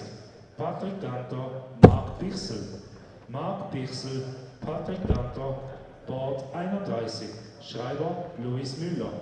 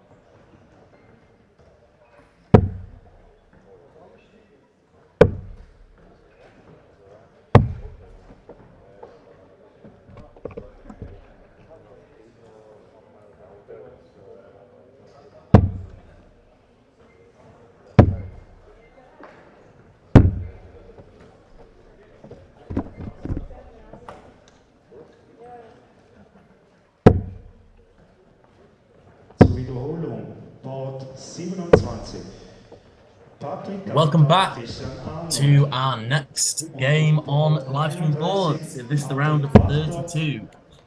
We have a mouth-watering clash between two former SDC winners, Rocco Fulciniti and Sven Geiger.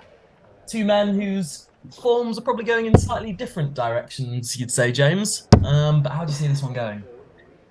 Form is definitely going in different directions. Sven Geiger's definitely on the up. And while Rocco Fulciniti's form is on the down, so is his weight. Looking very trim at the moment. Looking what a handsome man. Trimmed and toned. Yeah, the three T's for Rocco Fulciniti. Just shame there's not the tantalising spears to add to those list of T's.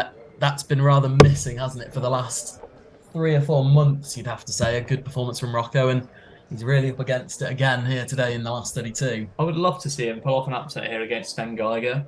We know he's got it in the locker. We know he can average 80s and beat anyone on their day. But Sven Geiger's just been too consistent, hasn't he, in the 23 season in the last 6 events. I know you have Barry Bookie Nelson on speed dial, Trav. How would you price up this game? Realistically, Sven Geiger is a strong favourite to win this game over a first to 4-leg format against Rocco, who has been out of form for a considerable period of time. This game is 1-4 Sven Geiger. 3-1 Rocco. I think I'm 1-3. I think I'm on 1-3. I think Rocco, if it was a longer format, I think I would say so. But I think in the format that we're in, first to 4 leg is still relatively short. And you can see upsets, and Rocco's not a bad player. No, he's not a bad player. Just haven't seen much of him being a good player in the last 2 to 3 months. And he'll need to be more than just good to get a victory here against Sven Geiger, who, really has taken that mantle of, I guess it used to be the top 1 or top 2 in the SDC. Now, really, you have to talk about a top 3 or 4 with the inclusion of Liam Mendel-Lawrence and Sven Geiger. I don't know if he's playing today. Is Andy Bless knocking around? Andy Bless is not participating today, no. He was supposed to be playing this weekend, so I wonder if it's either a dropout today or if it's a dropout full stop. I know he's definitely in the draw for tomorrow's play. It's good. So here we are. Rocco has won the ball off. Rocco is throwing first. Not sure about those flights. Yeah, it's a questionable setup. We know Rocco's no stranger to using different sets of darts. He's the sort of Peter Wright, isn't he, of the SDC. We'll see how effectively these new ribbed barrels and sort of awkwardly cut flights, I'd say, are going to work out for him. He's got Svenny written on his flight, Sven Geiger. Maybe he thought, cut the flights, cut the hair at the same time, just get it all done in one big go. Yeah, what do you think about Svenny set up here? The pink flight? Yeah, he's always been the pink flight man. He has as well. He's always been the tight grouping man as well, with that tight 140 there. He strikes me as he looks like an old school English darts player with the earrings, the tan, the silver fox style hair. If you were watching Lakeside Darts in the 90s and this man appeared on your screen, he'd be right at home, wouldn't he? He would indeed, yeah. I think he's mixing it with Andy Fordham and the likes. He's a bit too muscular, I would say. If he got rid of the muscle and put on a bit of a belly, then I'd say he's 80s darts player to a T. I don't know, even Kevin Painter looked fit in his 20s and 30s. Sven Geiger a little bit older than that, I'm sure. Rocco Fulciniti will be needing a treble here. He will. Not a bit of rustic spray. He's now no longer favourite for this leg. Certainly not now. We really do have some tasty games, James, in the last 32. Any that are catching your eye in particular, or any that you want to predict an upset for? Some interesting games going on across the boards. Just having a look at the games now. Bernard Berger 1 up on Ant Schude. Groudon's against Leemacher is the game that catches my eye there. I'm not going to tip an upset. I'm not going to say Fabian has enough to win that one, but maybe just listen in 10 minutes' time. I think that might go to a last leg decider. I think there'll definitely be legs for both players in that one. Whether it goes to a last leg decider, not too sure. Board 7 also has a very tasty encounter between Christoph Schumann and Liam Mendel-Lawrence. Mendel-Lawrence plays how he does in the last game. I'd say Christoph Schumann goes into that one. Certainly got a chance. He's certainly got a chance. Yeah. Two Germans playing off that.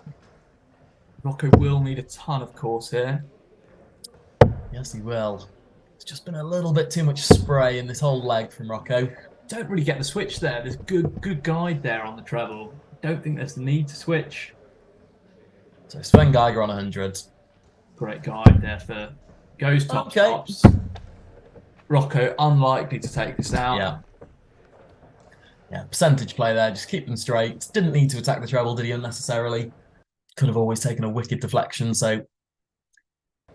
Rocco seems like a different player to last year. The amount of spray everywhere, and even like the maths there, why is he going for 18s on second dart? He's on 140, yeah.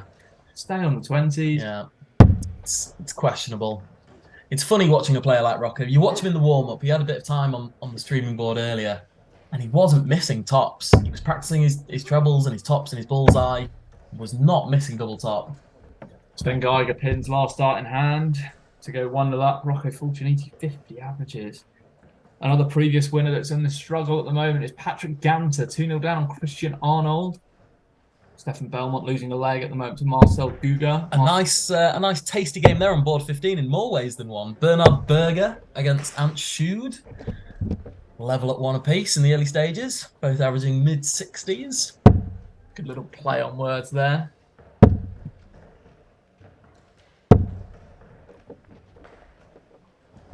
Evenly poised that game there as well. Thierry Asparagus against Daniel von Allmen. Who would you say is the favourite to come through that one? On winning form, you'd say the Asparagus. The Asparagus winning, rattling off 4 legs in a row in that last game as well. Daniel von Allmen. Thierry Asparagus he struggles a little bit with dartitis. We mentioned that previously. Yes. There's that struggle to release, and we know that Van Allmen can sometimes get a little frustrated with different bits and pieces here and there. With tempo of the game and things like that. Yeah, he also has a very staccato throw.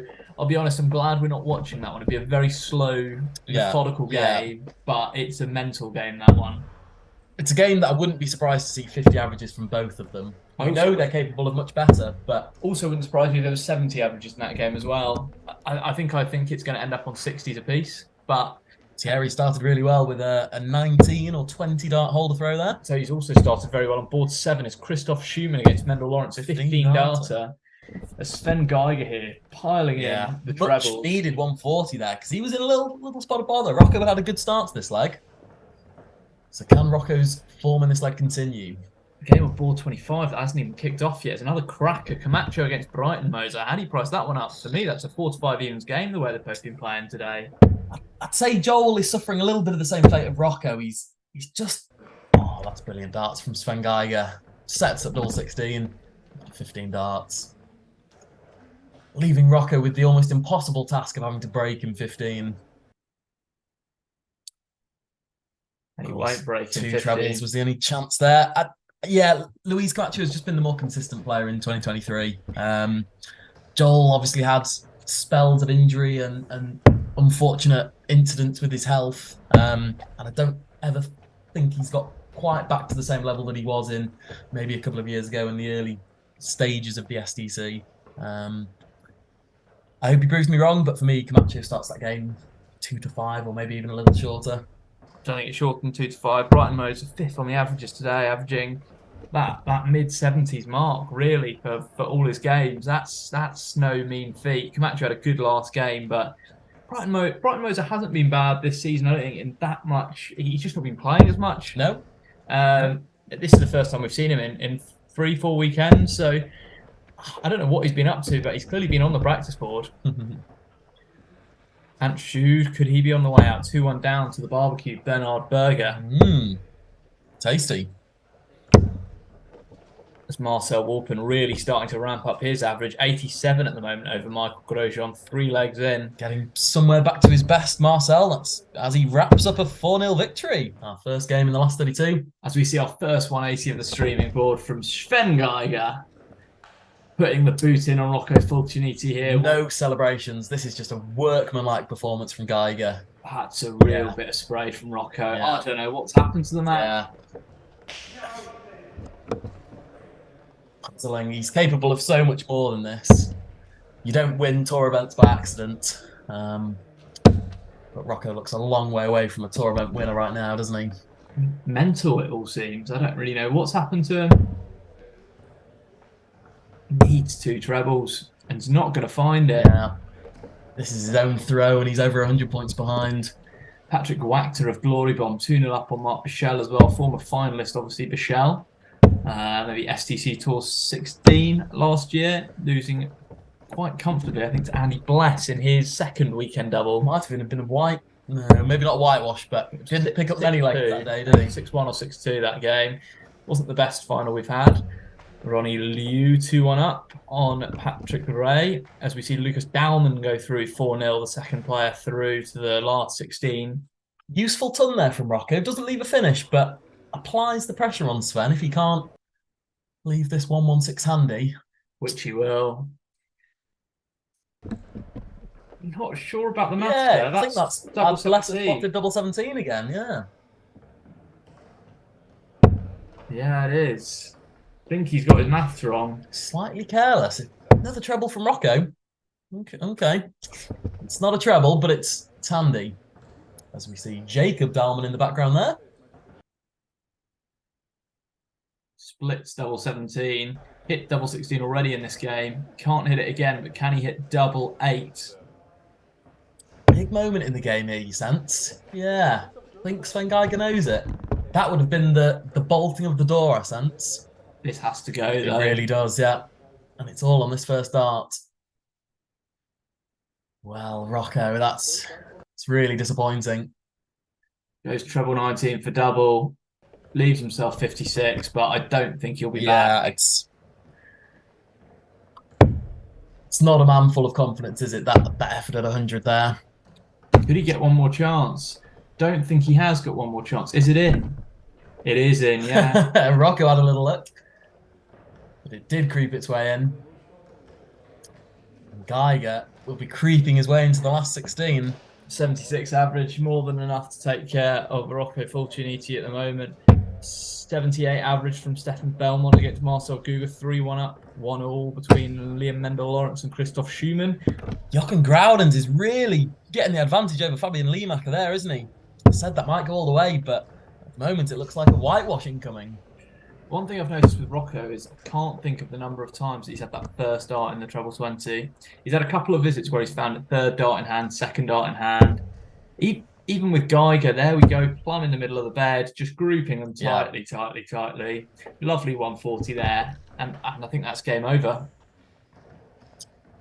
Yeah, for me, it's just been the unpredictability of Rocco's darts. I mean, he's hit a couple of tons and ton 40s, but then he's hit single 12, he's hit big high fives, sprayed left and right into the one.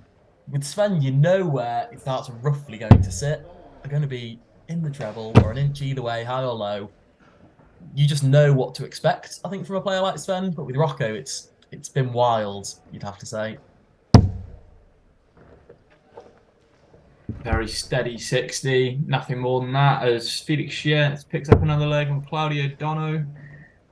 Certainly a much improved player, Claudio Dono. Certainly don't remember him averaging these kind of numbers and playing this well for an extended period of time, but good to see our Italian there doing well. Maybe taking the Italian ability from Rocco Fulciniti. Yeah, maybe he's stolen it, yeah.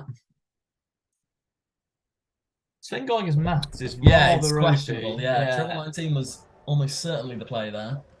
Or treble 15 would allow you to go either. I wouldn't say treble 17 is the play, but I'm sure he knows the route on 64. I think a lot of players When he's 200 points ahead, he can really go whichever way he likes.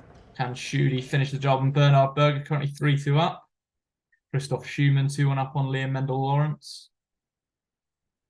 So double 16 for a 4-0 whitewash.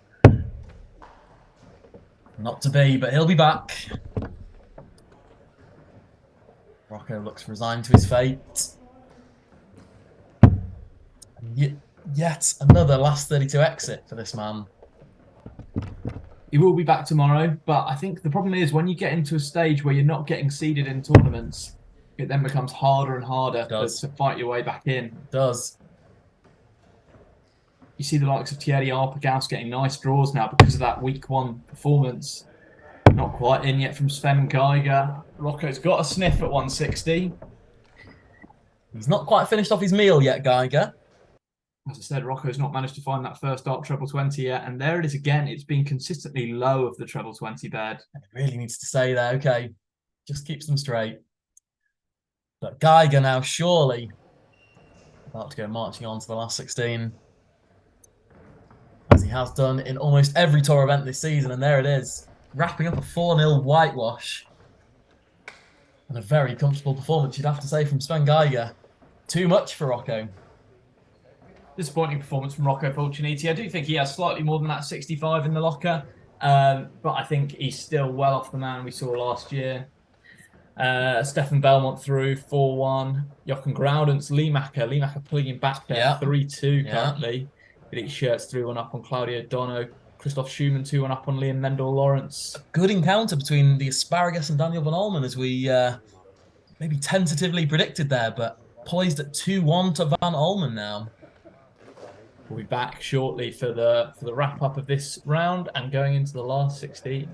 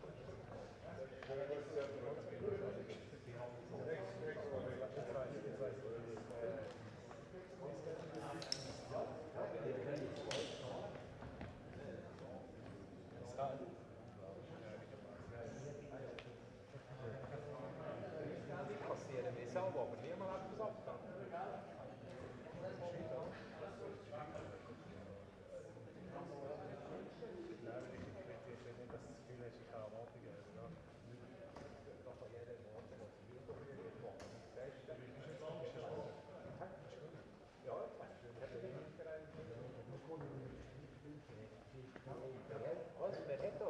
Wo ist er? Wo ist er? Lass mir den Töne daheim. Wo ist er? Ja, aber er hat verloren. Das soll man jetzt sagen. Aber er hat verloren. Ja, gegen Sechste. Ja, wenn ich schon stark. Ja.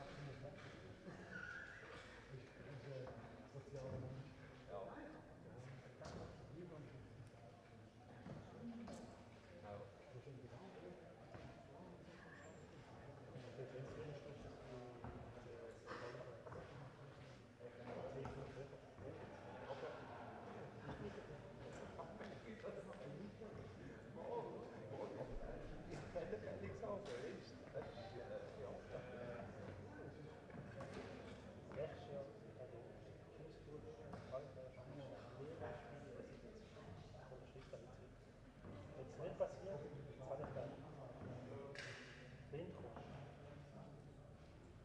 Du stehst bei mir hier und dann mache ich das parat.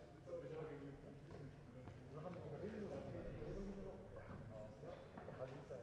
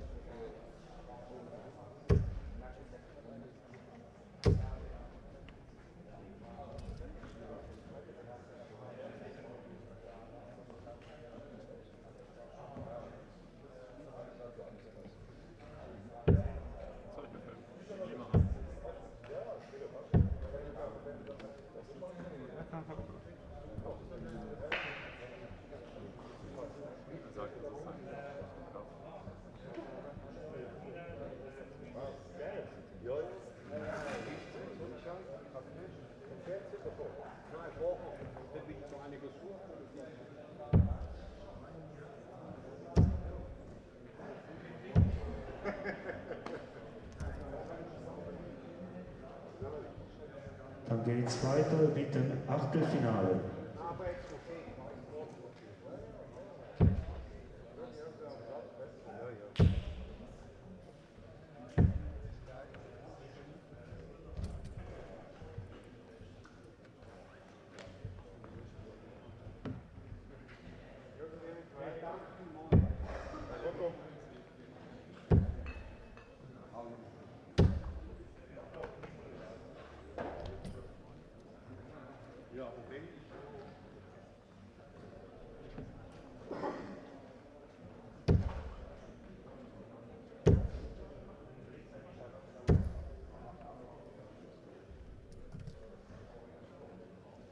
Dann geht es weiter mit dem Achtelfinale. Auf Board 3 Stefan Belmont, Lukas Dahlmann. Lukas Dahlmann, Stefan Belmont, Board 3. Schreiber. Board 5. Christoph Schumann, Matthias Perpic. Matthias Perpic, Christoph Schumann, Board 5. Schreiber Andreas Wegner. Board 7. Daniel von Almen, Ronny Loy. Ronny Loy, Daniel von Almen, Board 7. Schreiber Nikolaus Wiogler. Board 1. Elms Sud, Felix Schierz. Felix Schierz, Elms Sud, Board 1. Schreiber Michel Bourgeon. Board 9. Sven Geiger, Roger Hertig. Roger Hertig, Sven Geiger, Board 9. Schreiber Luis Camacho. Board 11. Fabio Piscitelli, Marcel Walpen. Marcel Walpen, Fabio Piscitelli, Board 11. Schreiber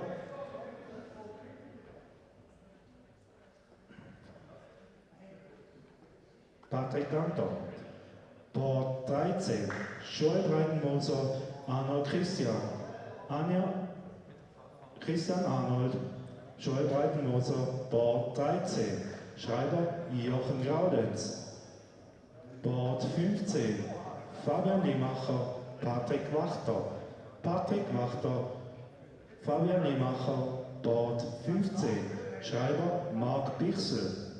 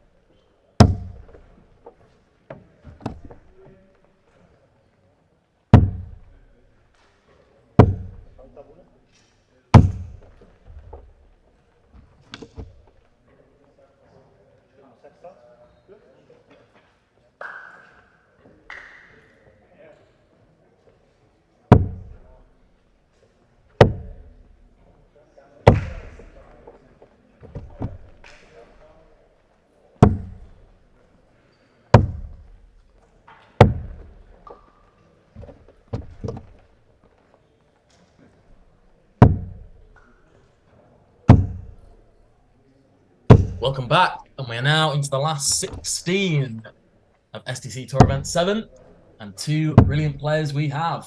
Felix Sheets against Ant Sjoerd. James, your thoughts? Incoming youngsters, these two. Sjoerd against Sheets. How do you see this one going? Yeah, well, I'm just hoping for a slightly closer knockout round than the first couple we've had on our live stream. Sorry, Sven Geiger obviously had far too much for Rocco in that last affair that we just saw. Feel this will be a closer game. I think Sheets might have the advantage on the scoring stakes, but Ant Sjoerd has shown for a young, inexperienced man that he's very composed on the outer ring. So let's see how it shapes up as a matchup. I price this game up at 1-3 Sheets, 7-4 Sjoerd. Okay. A Sjoerd. Who do you want to win? I don't mind who wins. I don't have a particular preference between either of these two players. I think Sheets is probably due more success than he's had on the SDC. Obviously, since he's moved across, since he's been a regular participant in the SDC, probably hasn't achieved as much as he would have liked, hasn't had the runs to semis and finals as regularly as he probably thought he would. Obviously lost last weekend to Liam Mendel-Lawrence after missing 9 darts in the semi-final. Yes. The weekend before having darts to win. Yeah, against Sven Geiger. Yeah. Yet to get over the line, of course. Very smooth throw. That's what I will say about Sheets. Very nice throw, yeah. Nothing wrong with Ant Sjoerd's throw either. It's, he's doing a lot right with that action. As to his Felix.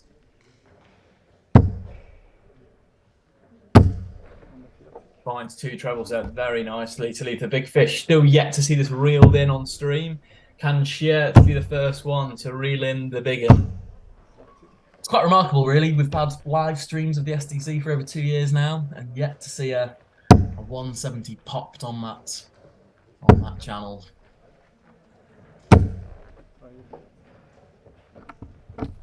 Not even had. Have we had one dart? I feel like we have had one go where someone had a pop at the outer ball. Had a pop at the ball, sorry, and hit outer ball. A Sjoerd hits in a 140 to put on the pressure on this 127. Yeah, that's an important visit. Leg back on. Treble 19 and the ball required. Okay, just going to set it up. Will Sjoerd go for the aggressive route of going treble 17, or will he go for the ball? He'll go treble 17. Yeah, I'm fairly sure on this. Does and finds it. Okay, that's a great marker for... Oh, goes the wrong way. Okay. We know he's a bit of a menace for missing doubles. Has missed 5, I think it was, against Stefan Belmont to beat Switzerland's #1. Sheets does enjoy missing doubles, I get the sense. When he misses one, he misses a stack. But he didn't miss a stack there. Second dart for a 17 dart break.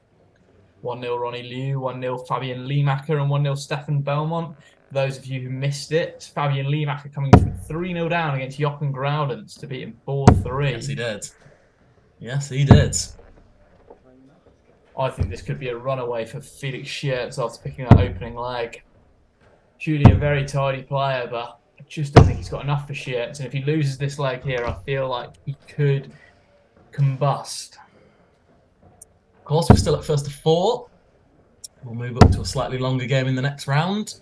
Oh, lovely darts here from Sheets. A lovely 180, the second of the stream. Beautiful from Sheets. Fills the bed.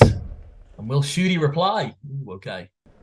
Goes downstairs. Switches. Don't really know why he switched and then gone back to the 20. I thought he switched because it was a bit loose, but then obviously did go back up there. Sheets been playing a lot of darts, hasn't he, over the last 3 to 6 months, I'd say. He's a regular participant in a lot of these challenge tour events and a lot of these events in and around Europe. Good last dart there from Sjoerd. 95 scored. Gets himself somewhat back in the leg. Still think Sheets comfortable favourite to win this one. A few too many treble 1s slipping into his game. And there's a single 5 as well.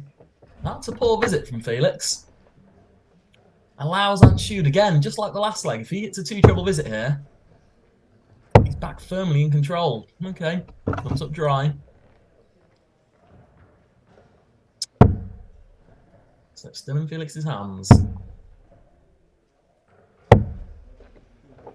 No treble and a bit of spray again. Yeah.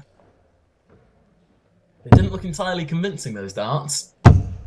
180 here. Unlike these from Ant Schude. Whoa. Great darts there from Schude. He puts himself on double 4. Will Felix pop the 1-2-4? Should get a dart here. 14 and the bullseye. The bullseye for a 1-2-4. Ooh. We almost had 6 darts of perfection there from both players. Schude now gets the prize. 3 at double 4. 2 good guides there. Yeah, the bed should be looking big for Ant right now. Wipes his hands dry. Stares at double 4 intently. Can he find it? Does find it. Great dart there from Ant Schude. Yeah. Puts it at 1 leg apiece. That's a brilliant dart from Ant Schude. Showed a real level of composure there, didn't he, for such a young man? Took his time. Executed perfectly.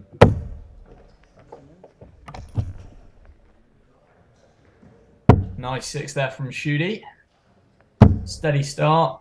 Felix Schiertz, I do tend to find, is very good at finding that treble 20 after his first dart is low. It's something that Stefan Belmont does quite well as well. Yeah. I don't know if it's a Swiss thing. I guess the difference between Belmont and Schiertz is I think Schiertz throws the darts significantly harder than Belmont does.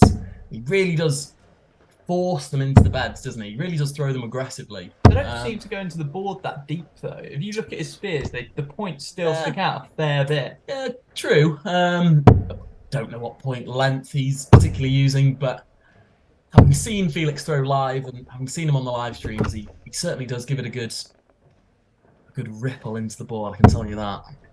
Do you think his throw is one of the most aesthetically pleasing throws to watch? I do like watching Felix Schiertz. I prefer the throw to Belmont, Wolpen, Growlands. It's just a pleasing throw to watch the way the dart spins through the air. It's an uncomplicated throw. There's no big backswing. There's a nice straight follow through. Good grip on the dart, obviously. For me, it's the Felix Schiertz Gurn that's my particular favourite characteristic of his throw.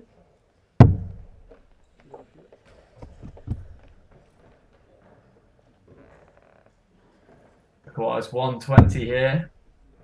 The treble and double requires quite far away from that treble.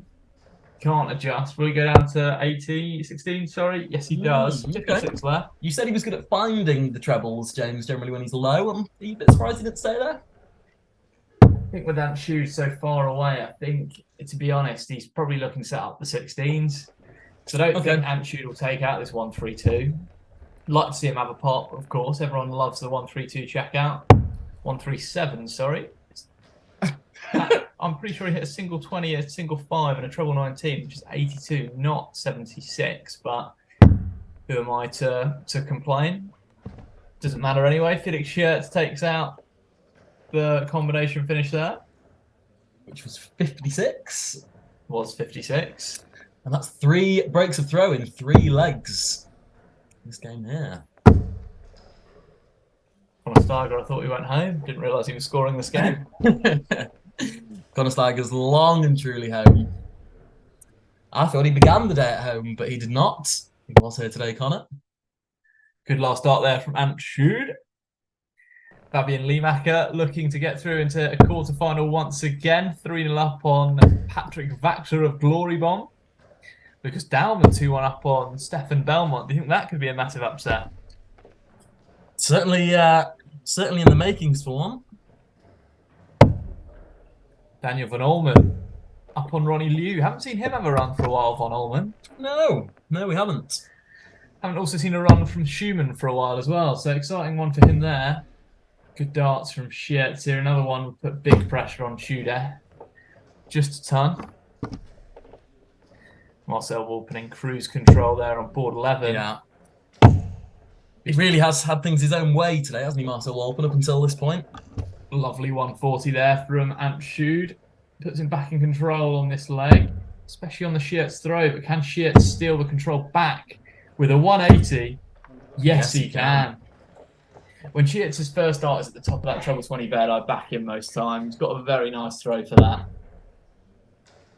We'll probably want to stay. I was going to say probably wants to stay on the 20s, but Goes to the net. That's a brilliant last start in the circumstances there. Is indeed. Leaving himself under 100. Cracking game on board 9 between Sven Geiger and Roger Hertig. Hertig averaging 81, but not enough to be in front on Sven Geiger. Schuder's going to get a pop here. He will. We saw his effort at 91 in the first leg, of course, where he missed 2 darts. Will he get 2 darts at tops again? Just checks that score, 97. Okay. Treble 18 for double 20. Can't find it, so we'll be hoping to set up here with the treble. Can't, so it's 52 plays 56. As Stefan Belmont goes 3-1 down on Lucas Dallman. Lucas Dallman 1 leg away from beating Switzerland's #1. Of course, these two met again in a recent tour event 5 or 6, in I think it was the quarterfinals that day. Belmont got the better of Dallman on that occasion. Yeah, it's 1 in hand at double 10. Can he find it? Does find it. 3-1 up on Ant Schude, closing in on that quarterfinal spot. Yes, Lucas Dalben is also closing in on that quarterfinal spot. 2 opportunities to hold against Stefan Belmont to knock him out. Yeah. And over 100 points in front on this leg. Belmont doesn't Never go write away him out. usually. Never write him out. 140 for Belmont, puts him back in this leg. Yeah, it's great first start. I think he'll fill it. Being up third? Yes, we are. After that first start, you just knew it was getting filled. Great 180 there from Felix Schertz. Is that Ant Schude on the way home? He's been an absolute handful today, hasn't he, Felix Schertz? Ant Schude is just speeding up a little bit too much for my liking. As I said, if he gets in front, I think he will just combust, because these darts from Schertz are incredible now. 180, 140, 181 left. Yeah, leaving Ant Schude for dust here. 96 scored. It's not enough for me. It's a good visit, but the scoreboard is against him. Even 3 big numbers is probably enough, but does more than that and puts in a treble. Lucas Dallman with a pop at 139 to send home Stefan Belmont. And that could be the end of the road. Yeah. For Ant Schude. Belmont needs to take out 62 to stay in that game. Lucas Dallman sat double 10. With Felix Schertz popping 84 to send Ant Schude home. What a game for Felix Schertz. Must be high 80 average there. 11 darts to round it off. 92 average from Felix Schertz. The best darts we've seen on stream so far today. Incredible stuff. Lucas Dallman is about to throw here to knock Stefan Belmont out of this tournament. 2 more darts at double 10. 1 dart left. Can he find it? Doesn't find it. The pressure of being the big man is always too much. His brother filming there on stream, as you can see, gives his brother a look as well. And that's the checkout from Stefan Belmont. He's going to have to do it the hard way after missing 3 darts at double. As a last thought, James, who's the favourite for this game now? Dallman 3-2 up, but Belmont, well, fighting back. Stefan Belmont is strong favourite in this game still. Stefan Belmont, until the opposition has darts at double, is strong favourite. You can see Lauren licking his lips there at this game here, and Mark has come over to start watching it as well. I think there's going to be a crowd drawn to this one. Wow, incredible stuff. We'll give you a quick summary of the games around the board. Marcel Wolpen through to the last 8 with a win over Fabio Piscaletti. Sven Geiger 2-all at the moment. And Felix Schertz, the only other player so far through. Perpich in a good spot, Lee Macker in a good spot, Daniel von Olmen just averaging 60, but in a very good spot to go through here at the moment. I think the game that everyone will be watching, though, is Lucas Dallman. A real opportunity for someone like Christian Arnold. It's a name that I haven't heard before, James. I don't know about you. 2-0 up there on Joel Brighton-Moser. I mean, for him to have the opportunity to play in the quarterfinals or maybe even go a little further, it's an exciting prospect for a relatively unheard of player. Joel Brighton-Moser will need to win this one, really. He's not been around for much of the season, as we mentioned, but this is a great opportunity for him to make the last 8 and probably give himself a nice little run. Do you want to preview that next round? Yeah, we're starting to get an idea how the quarterfinal lineup might look. Belmont looks in control of this 6th leg. Brighton-Moser pulls one back here. Gives himself a little booyah. Hertig here, looking in very good position against Sven Geiger. Dressed almost similarly to Matthias Jost, you might say. Very casual attire. So the winner of this game that we're seeing on our closest board to us now, Stefan Belmont, Lucas Dahlmann, will be playing the winner of Christoph Schumann against Matthias Plipic. So potentially an all-German affair. An all-German affair. I was just thinking the same, James. Yeah. Daniel von Ullmann, Ronnie Liu is nicely poised at the moment. The winner of that will play Felix Schietz. Good opportunity there for Schietz maybe to have a deep run in this tournament today. He'll be praying for a down win, I'm sure, in this one. Certainly will. Geiger looks on course to face Marcel Wolpen if he can come through against Roger Hertig. Which leaves our final quarterfinal of Fabian Liemacher or Patrick Wachter against Joel Breitenmoser. This is going to be an incredible little section, that bottom half. Someone's going to get to a semi-final who hasn't been in one for a long time. Liemacher, Breitenmoser, Arnold or Wachter. Yeah. As we said, opportunities for someone like Christian Arnold. As we see Belmont Dahlmann going into this last leg decider. And Dahlmann only starts 60. Heart's got to be pumping right now. 2 trebles would be a knife in the heart, wouldn't it? Just think Belmont will come up with something good here, and he does come up with something good. This is why he's a pro. 140 steady spears from Stefan Belmont. What has Lucas Dahlmann got back? Just a ton. Belly's pretty much stolen the spears now. Can Belly put in another treble as Daniel von Ullmann secures his spot in the last 8? The last time we've seen him here for a while. Okay, Stefan Belmont. An uncharacteristic turn there. Just the 45. Roger Hertig, 1 leg away from sending Sven Geiger, 2-time winner, home.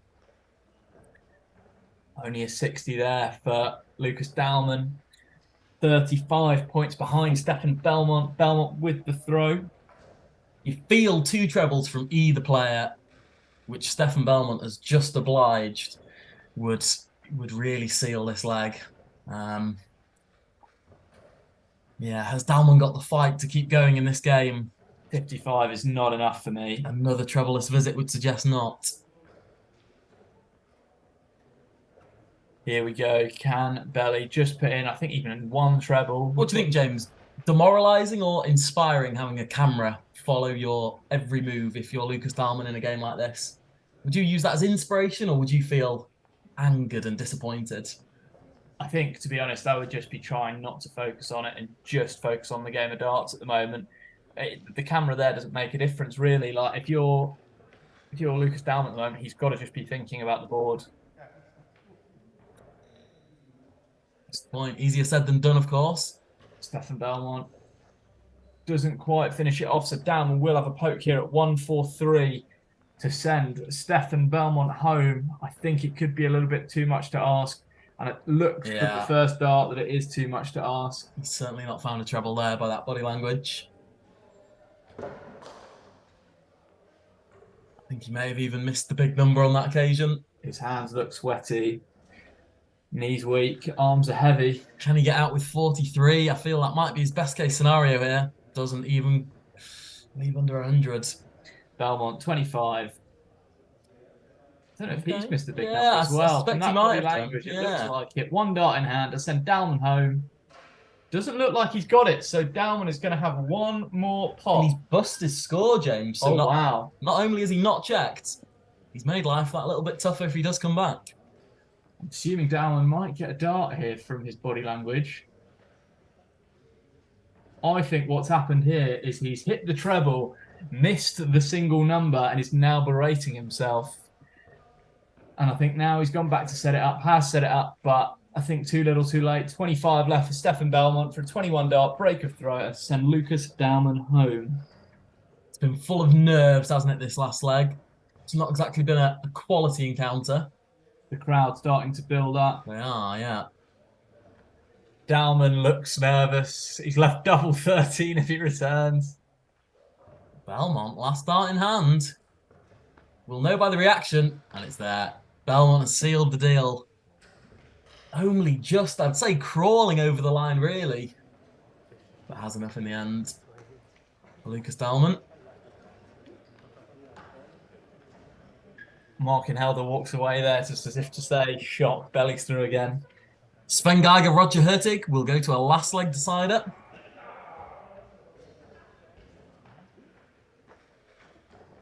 Ripit Schumann, also destined for a last leg decider as well.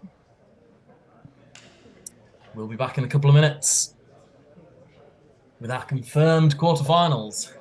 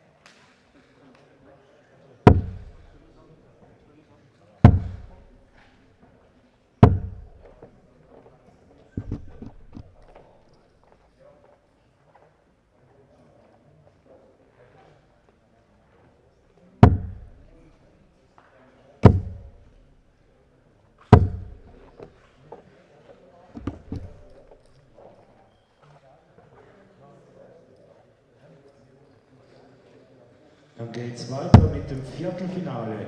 Best of 9 Legs. Auf Board 3. Stefan Belmont, Mattia Prpic. Mattia Prpic. Stefan Belmont, Board 3. Schreiber J.D. Wollheider.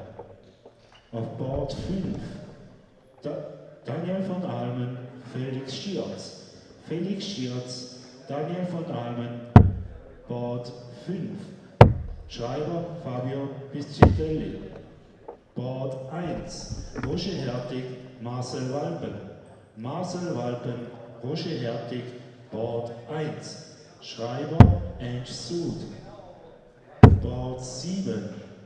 Christian Arnold, Fabian Limacher.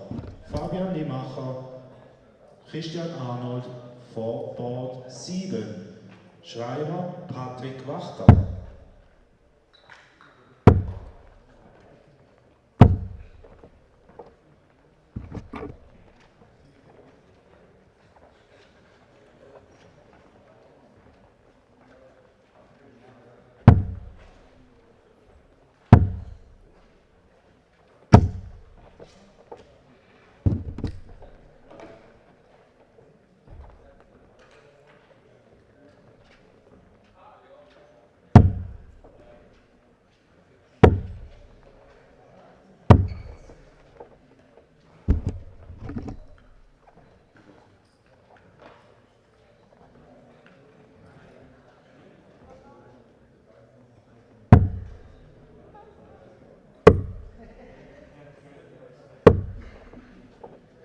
Ja. Ja. Oh my God. Ja. Ja.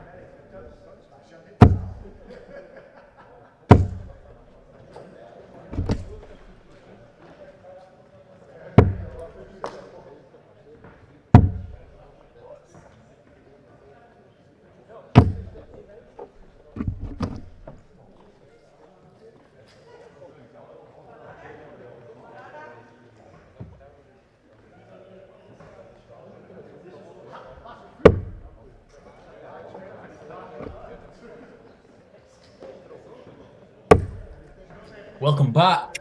We're into the last 8 of SDC Tour Event 7.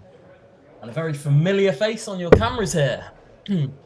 Perhaps not of the last couple of months, but of SDC darting history. Marcel Walpen certainly has plenty of pages in that book. And here he is, back from injury, back from a significant injury, I've been led to believe. He broke his left arm, I believe. Certainly looks to have fully recovered now. There's no casting, there's no fix fixings on that arm, so hopefully Marcel Walpen has been given the clear bill of health back to somewhere near his best. Roger Hertig, I've seen his name floating around a couple of these events and a couple of these draws, but he's not a man I've seen throw before. Is he you, James? No, I've not seen him throw before. Scoring well though, obviously if you beat Sven Geiger. Yeah, he's been averaging sort of that 70s, 80s mark all day, so he's played some very consistent spears. But let's see when we get and raise the stakes even more in these potentially last 2 or 3 games for Roger Hertig. He can deal with the pressure. Early indications are that he can. Fills in a 180 with his second visit of the game. Just reminds the big dog Marcel Walpen that he won't have this all his own way. Marcel Walpen's forgotten what it's like on stream. Yes. He's forgotten what competitive darts might feel like. What do you think of the darting setup? Yeah, interesting. I'm looking at those darts and I'm thinking they're sort of a combination of Joe Cullen darts. They're slightly too ribbed to be a Joe Cullen dart, but maybe like a Mervyn King style dart almost. They're not like a Marcel Walpen Loxley dart, that's for sure. That's tickled you, hasn't it, James? It's... Not many players get sponsored by Loxley at the moment. No, they don't.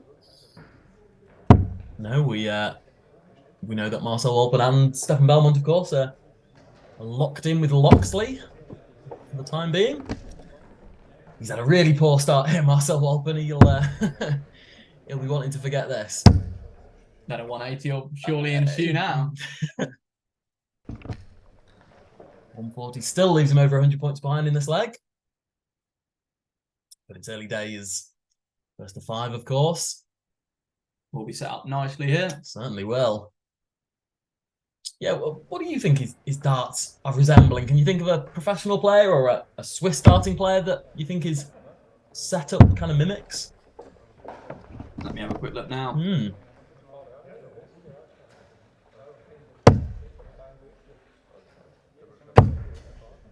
Okay, so double 16, the preferred shot here. Can't really tell what his inside. darts look like. There's no player that springs to mind straight away. Joe Cullen was the one that first sprang to my mind, but you can make your own minds up in the comments and leave any opinions you've got. So Roger Hertig, double 8 for the first leg in this quarterfinal. That's a long way away. That dart at double 4. Has to take on 2s and goes inside that as well. So all of a sudden, Marcel Walpen might have opportunities here. He was, of course, on over 400 after 9 darts in this leg. Roger Hertig will just be wanting to finish off this leg. He will, and he does. That's a good dart. Double 1, never a guarantee, even at the top echelons of the game. And Marcel Walpen reverses the form book from leg 1 and starts us off with a 180. Had 6 perfect darts, of course, last year. Back-to-back 180s. A feat which has been matched now, of course, in the SDC.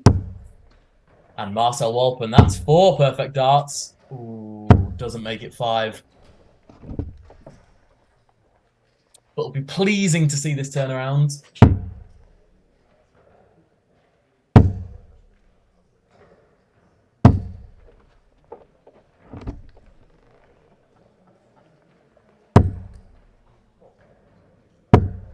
Straight back in the treble again there from Marcel.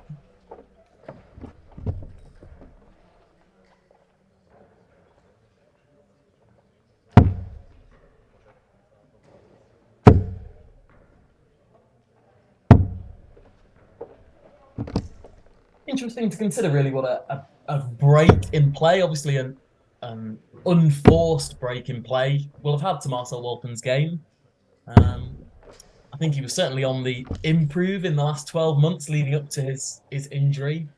Played on the Euro Tour and in the World Cup, of course. But interesting to see if this has a negative setback on his game, or if he kind of refocuses his mind and maybe he's had time to think about things and maybe improve his composure and his handling of pressure situations, which think rather than his darting ability, you'd have to say it was his handling of pressure that let him down in some of those big televised moments last year.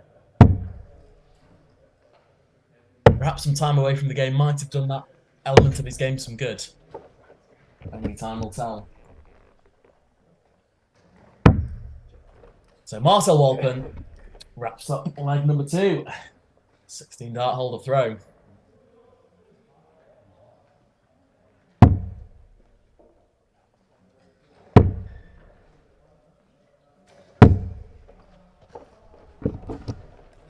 Good start from Felix Schertz as well, 2-0 up on Daniel von Ullmann. Von Ullmann making his first appearance in a quarter-final for definitely this season, potentially half of last season as well. Yeah. In the very few first tour events of 2022, Daniel von Ullmann was a regular sort of last 16 man, wasn't he?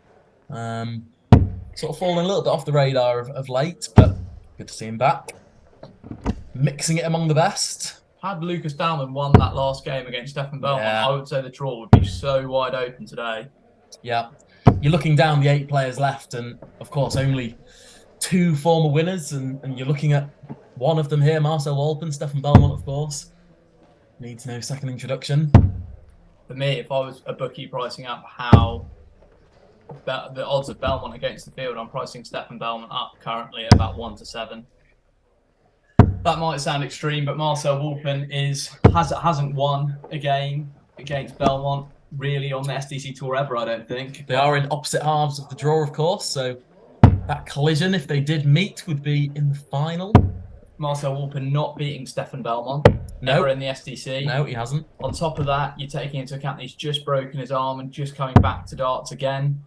The other players, I think Arnold, Perpich, Liemacher, and von Ullmann are going to have nothing for him. The only player that I really see in there that could also cause him problems is Felix Schertz. So if Schertz and Walpen can't do a job, this is why maybe 1-7 was a bit harsh, but I think 1-4 is probably fair. What do you think, James? I was talking about it just now, the absence from the game for Marcel Walpen. Do you think there's any way in which it could actually be a blessing in disguise, allowing him to take a little bit of time to think about his game and maybe deal with some of the problems that he encountered sort of on these TV appearances last year? He did have a bit of a struggle towards the back end of the tour last year. So I think it's good to just take your mind off of the sport for a period of time and then come back and refocus. The refocus is clearly working quite well as he's about to get an opportunity here to go 2-1 up in the quarter-final. But I think obviously for darts, wow. Oh, wow, that's careless. That's the sort of thing here that you wouldn't expect if he'd been playing all of the last 4 weeks. He wouldn't be missing darts like that. A match-sharp player wouldn't make that mistake, I don't think, would they? To not get a dart from 74. His first start at 14s was poor as well, wasn't it? It was a long way away from the treble.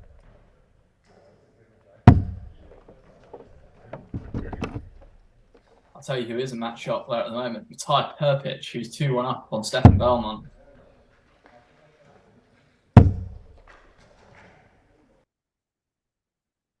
One 0 up on Stefan Belmont.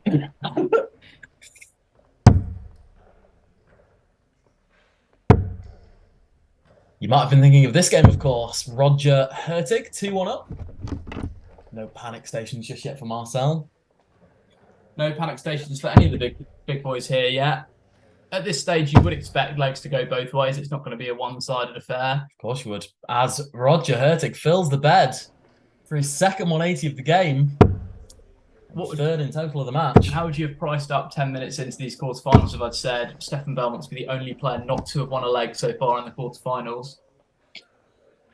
He'd have been the most likely winner of a leg, you'd have had to have said, out of all 8 players at the start. Remember, these rounds are first to 5 now, so there is time for Walpen to go back should he lose this leg. Semi-final being first to 6 and the final first to 7. Good first Spear, weak second Spear. Christian Arnold, I wouldn't have thought he was going to be 2-1 up on Fabian Liemacher. No. 1-6-4. Will he have a pop here, Roger Hertig? Has a chance to go for the ball. Will he go for it? Whoa! Wasn't sure if he was splitting that for a second. That is the worst dart ball I think I've ever seen. It's a long way away and Hertig knows it. Coming downstairs. Okay, just the one treble. And there we go. Stefan Belmont does have a leg. Good to see. Every player now opens their account. That's a great fat 13 from Roger Hertig. Oh, okay. Misses 2. Won't want to give Marcel. Yeah, he won't. Knows this is Walpham range. I think he'll go 18 double 18 here. I think he will as well. Takes his time. Thinking about his route. I'm not sure I like this from Walpham. Prefer to see a bit of a faster rhythm. Just puts the 18s wide. Okay. Felix Schertz, the first player to 3 legs in these quarterfinals. 3-1 up on Daniel von Ullmann.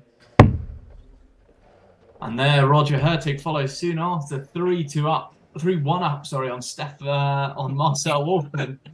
So many different Swiss darts players' names in my head right now. I can't get it out. You mentioned earlier, James, about 10 different nationalities in the field of the last 64. Well, right now, Matthias Pripic is our only non-Swiss representative in the quarterfinals. 7 Swiss players left. Here's a question for you. Do you think if Marcel Wolfman had a beard that he would look like Roger Hertig?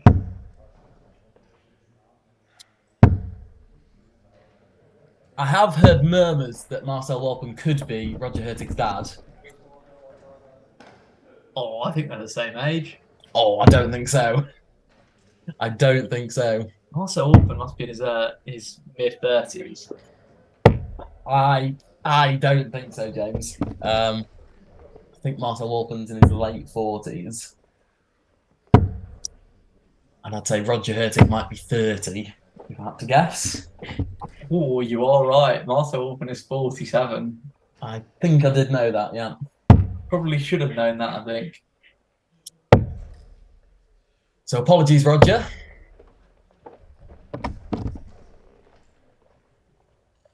Still think he's slightly too young to be Roger Hertig's dad. So in the 21st century, James, almost anything's possible. Not including like a 10-year age gap. Including a comeback from Marcel Wolfman here. Oh. Although it has to be said, doesn't look entirely likely. Roger's been the better player in this game. Roger Hertig, the best 2-treble hitter in a 2-treble bull combination. But I do think if he finds 2 trebles here, he might be slightly wayward on the bullseye. Yeah. So let's see. Hertig steals himself. It's a big load of spray, that is. Oh, that's a little bit more spray. I think the SDC need to put a prize pot on the first big fish on stream. Oh, they do. They do. Yeah. I would leave it every leg if that was the case. 1,000 Swiss francs. I think it's going to be a rogue player who hits the first big fish. I don't think. What makes you say that? Because we have such a variety of players on the board, the opportunity for Stefan Belmont to do it is just as obviously he's more likely to hit it if we saw him play every day, but we don't see him play every game. The difficulty of a 170 finish can't be underestimated. And I think there's only a handful of players in these tournaments that have the ability to check a finish of that magnitude. Of course, but I think the likes of Felix Schertz, Ant Schud, both put in first 2 trebles in multiple 180s. Both players hit 2 180s. Both players hit the first 2 trebs probably about 5 times in that last game in 4 legs. If they're on a 170, what's to say they can't put in? Yeah, they're 2 of the best 10 players in this SDC tournament today, and I dare say others in the top 10 would be saying they could achieve the same. Someone like John Bolhander, perhaps, you maybe wouldn't fancy him to achieve such a feat, but we know that he's been one of the closest so far to hit the big fish in the SDC, putting that first dart at the top of the treble 20 on 170. We know that. We do know that, yeah. There's very few players in the SDC that can say that they've done that so far.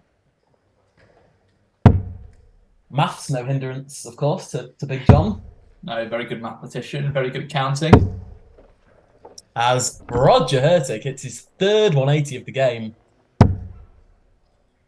And that one could just hurt a little bit more, being on the Marcel Wolfman throw. Well, he's back with 2 of his own. Getting very close to a point of no return for Marcel Wolfman. It is. A break here. Wolfman's in a deep, dark place. Oh, Roger Hertig, I've noticed, also sponsored by MyDarts.ch. He is, yeah. He's not wearing a dark shirt, is he? But he's got that branding on there. Or is this a new thing that they have for all players playing on stream? Because obviously this is the MyDarts.ch SDC Tour Event 7. So maybe this is a thing that all players are currently having on their shirt. I've not actually quite had a look. Roger Hertig, will he go for 12? I don't think he will. I think he's looking at it. Yeah, he is looking at it. Okay. For the bullseye. Oh, there it is. Pop, pop, pop. Marcel Walpen, no smiles, but recognises quality when he sees it.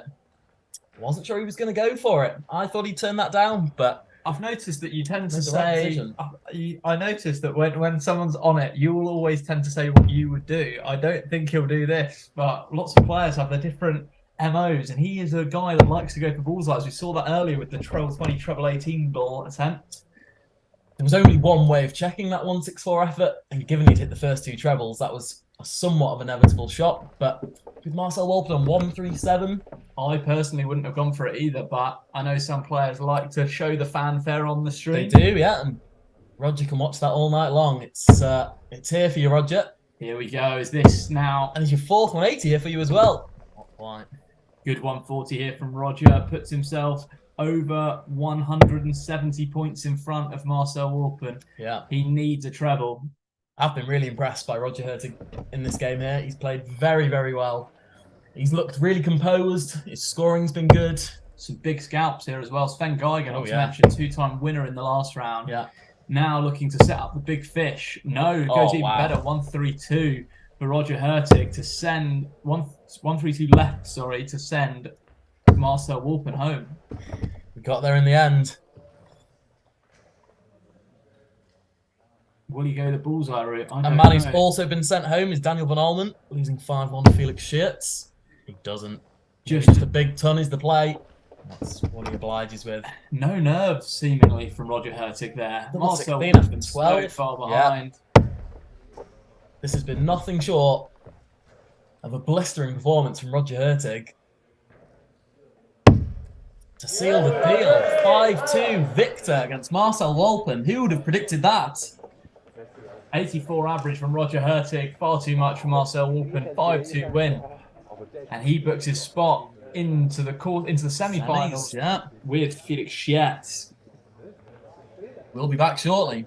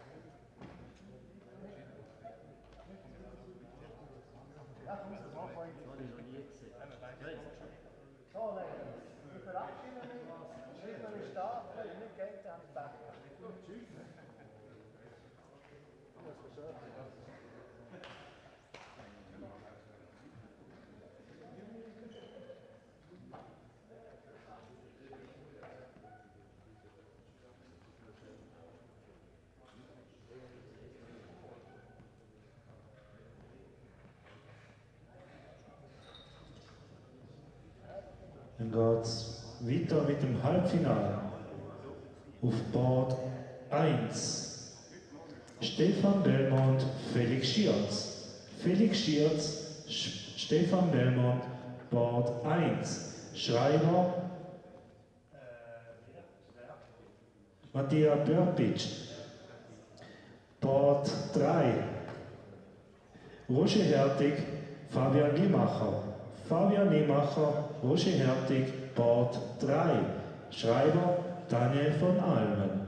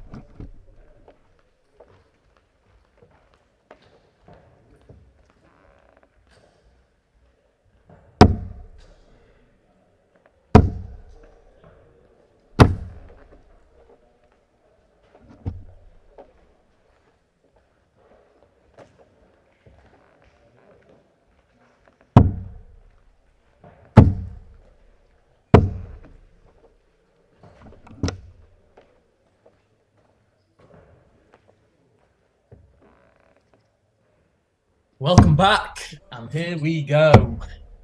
128 players, or thereabouts, began today, and only 4 remain.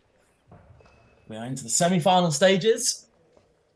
On board number 3, we have Roger Hertig against Fabian Liemacher, and on our streaming board 1, we have these 2 gentlemen here. We've seen them both before today, Stefan Belmont and Felix Schiertz. Possibly the 2 most in-form players on the SDC that are left in the tournament, particularly. Obviously, a slight surprise to see Sven Geiger exit at the point he did. But that creates opportunities for other players. These 2 being those players. First to 6, of course, in this one. And I'm expecting a good, even contest. Belmont in the past has had a habit of blowing players away in these latter knockout rounds. But I think Felix Schiertz will show a little bit too much quality to just be blown aside by Stefan Belmont today. His form throughout the day has just been a little bit too strong for that, in my opinion. Let's see. We've got John Bolhander on the scoring. Beautiful to see. We praised his scoring earlier. He's so good, he's back for some more. Just myself in the commentary booth. Mr. Wilkinson has had to exit to stage door right. He'd have long exited such a tournament at this point anyway. I'm sure he won't mind me slandering him and his darting ability now he's gone.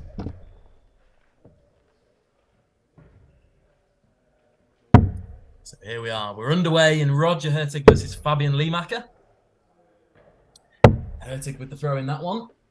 If it goes all the way, 30 minutes time or so. And we're about to get underway here in Stefan Belmont versus Felix Schiertz.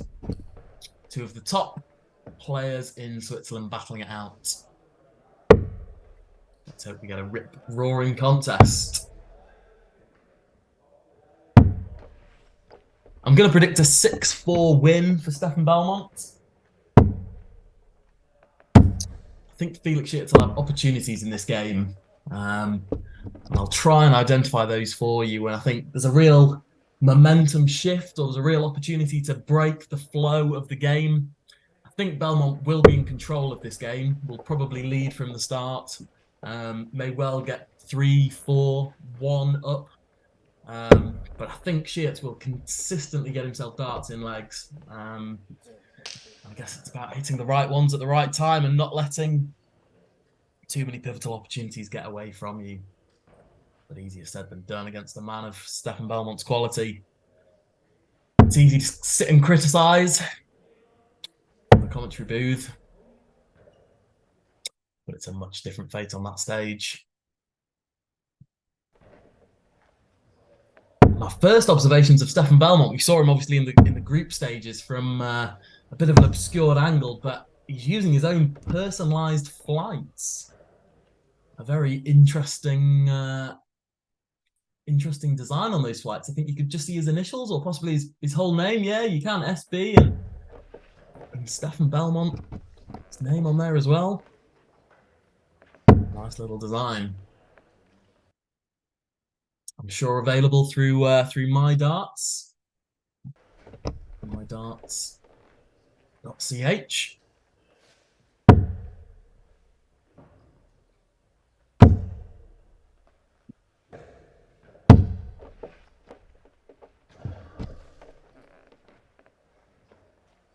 Belmont starts nicely in this opening leg. But when Schiertz has that first one in, ooh, wild last start there. Just when a 140 or 180 would have really put the boot in.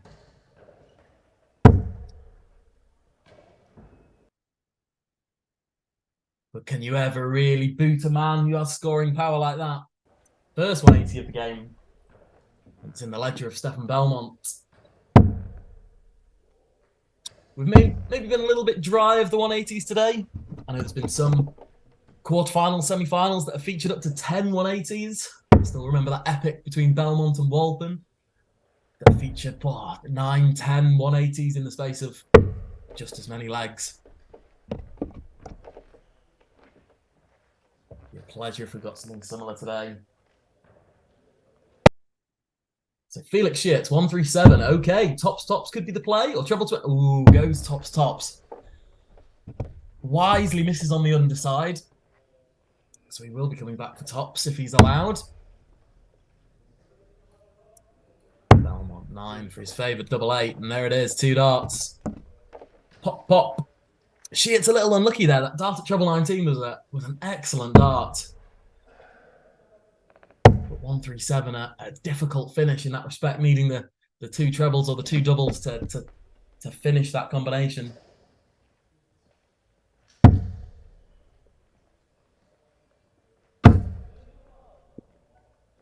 Quick word about board number 3. It's 1 leg apiece so far. Roger Hertig, Fabian Liemacher. Both players there, I believe, would be making a debut final appearance. Fabian Liemacher may have gone that far once before, but I feel as though a semi-final is Fabian Liemacher's best achievement in the SDC. So new horizons for both Roger and Fabian if they were to come through that one. Of course, it'd be a stiff ask against either of these 2 men.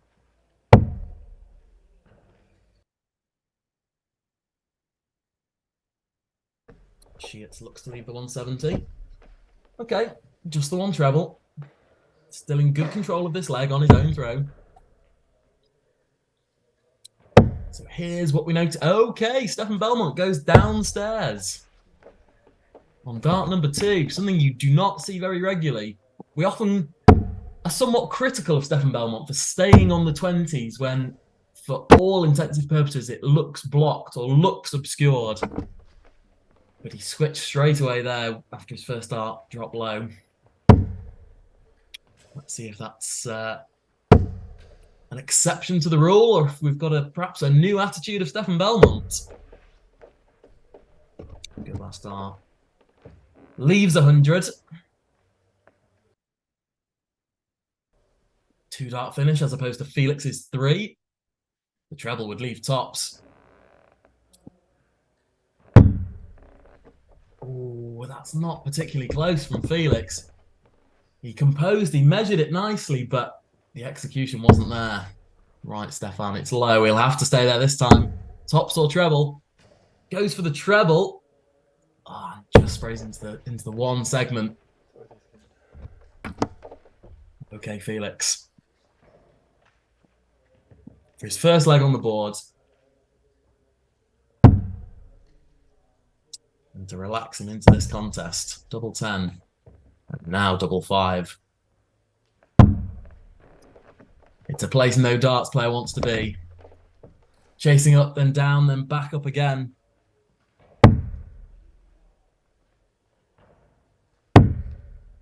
It doesn't allow the radar to settle. The radar settling in on double 8 here, but he doesn't find it. He doesn't convert.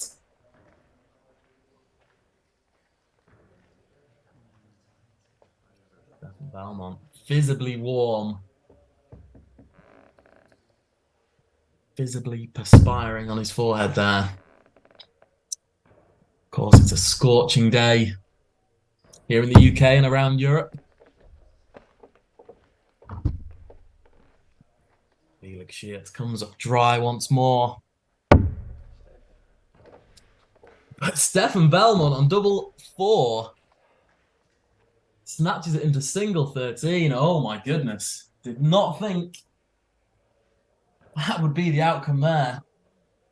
So Sheets again has opportunities just to steady himself down and get into this game. Looks at tops once more. Game shot. 10s, there it is. Okay. He missed 7 darts, but that won't matter now. It's 1 leg apiece.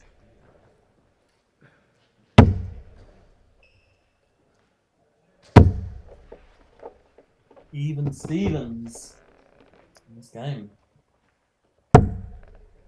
Another game that's about to be even Stevens. Fabian Liemacher, Roger Hertig. Currently 2-1 to Fabian. Roger about to level at 2 apiece. To keep both games nicely poised.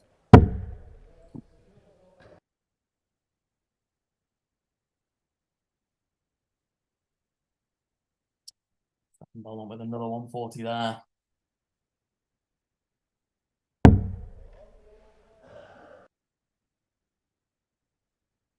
Yeah, it's looking to reply in kind. Okay, a little bit of there's been a little bit more noticeable spray into that single one in the early part of this game. Both players been occupying it a little bit. As Stefan Belmont obliges with a 180 and says, Matt, we don't live in single one, we live in treble 20. Sheets to reply. Oof. 140 of his own.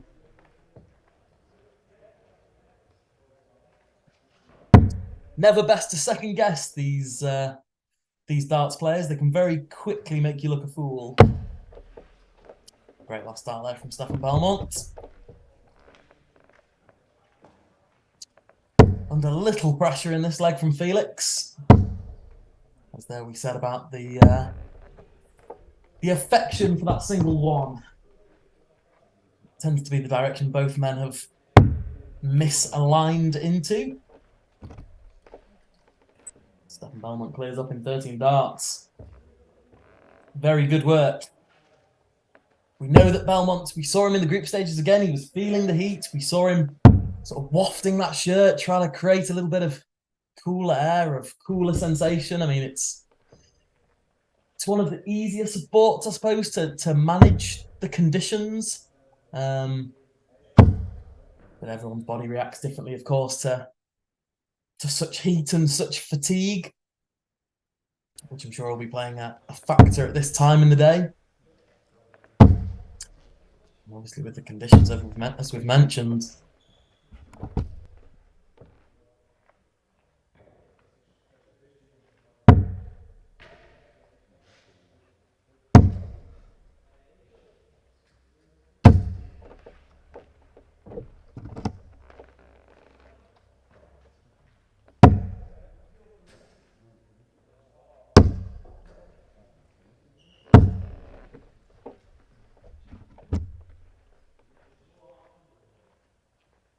Belmont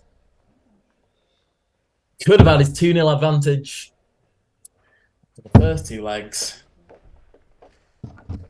but now looks in control to extend that lead to 2 after this fourth leg. Good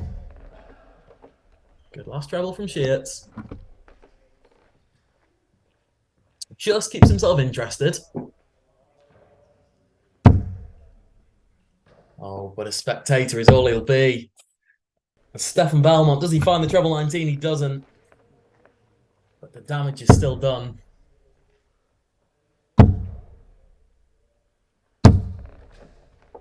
$140 from Sheets, okay.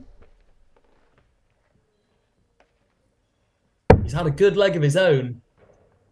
But when Stefan Belmont's on double 16 after 13 darts, there's only so much you can do. So Sheets, 77. Is this one of those moments we identified, these real tide turners? The flow of the game's against him. But let's see. Big 18 for tops. 2 apiece. It's on the wire again. He's had some misfortune with tops here, and Sheets, it's not been his friend in the early part of this game.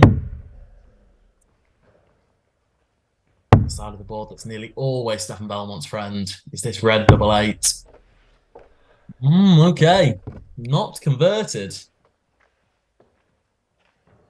So more chances for a level game for Felix Sheets. And one more leg closer to that finish line. Looks to be a great guide. And is a great guide. You can see just that slight cushioning off the barrel, making that bed look even bigger. Finds it nicely. So 2 apiece. Again, Stefan Belmont. It deserves a mention. In past, I feel as though he'd stay on the 20s there. That dart was obscuring the treble, obviously. Sheets proves my case in point, stays on the 20s, has success in that respect. But I think as an easy analytical point, it's better to aim for an unobscured target. Rhythm and feeling aside. Good darts from Sheets.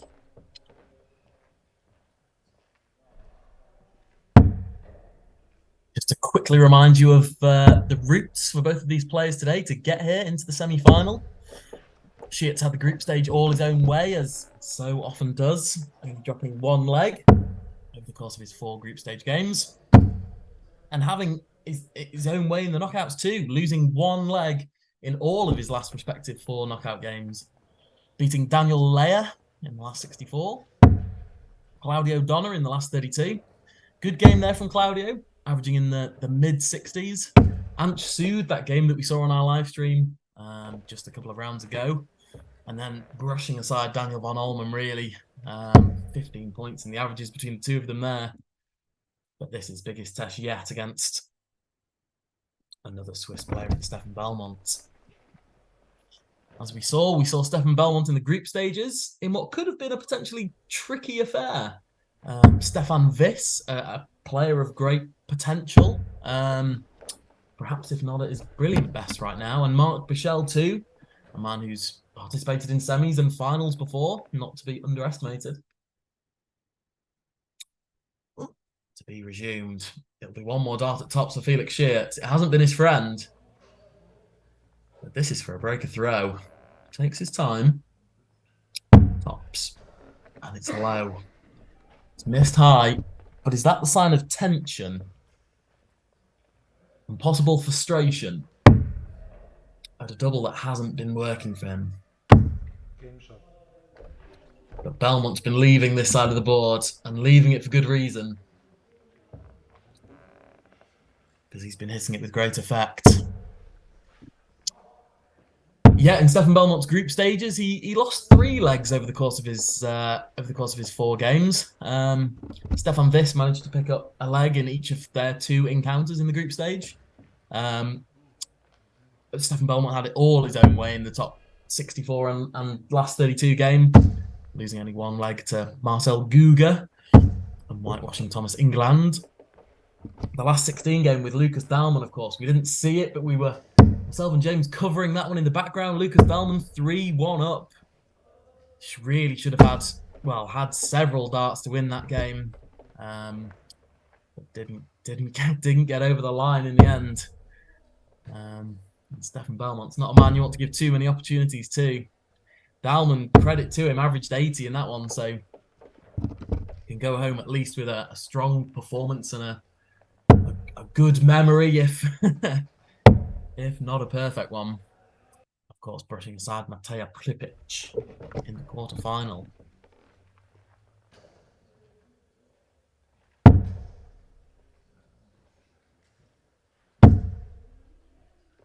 So, all square in Fabian Liemacher, Roger Hertig.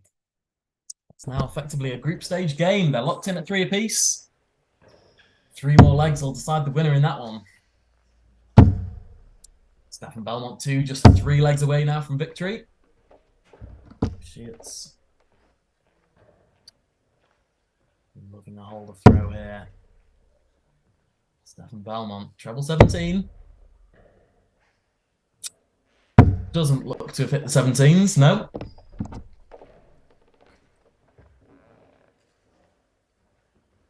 So Sheets. Really just think, check this in 6 and then wait and see. Oh no. Oh no, that's poor really from Sheets. With a bit of a mountain to climb. So Belmont, you'd think he'll keep this in the 16, he does. To be back in his favourite corner. Double 16, there it is. A nice routine check out there from Belmont. As he extends his advantage and leads 4-2.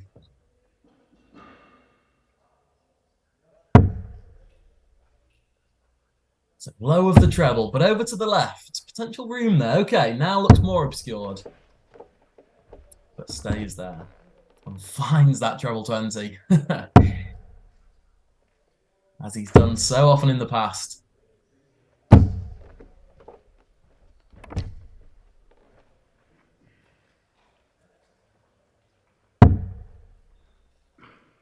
he's in again. And this looks ripe for a 2 treble visit. And there it is, 140 for Belmont. Really has upped on the scoring stakes in the last 2 or 3 legs in particular.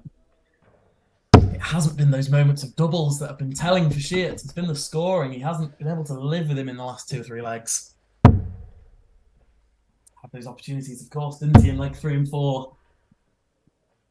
And very little in 5 and 6. Here on Stefan Belmont's own throw in leg 7. Looks to be going all his own way too. Oh, he's thrown that last dart away, shit. That's a man who knows hard yards have been lost in this one. And he's really chasing at coattails. That treble 18 is really important for Belmont.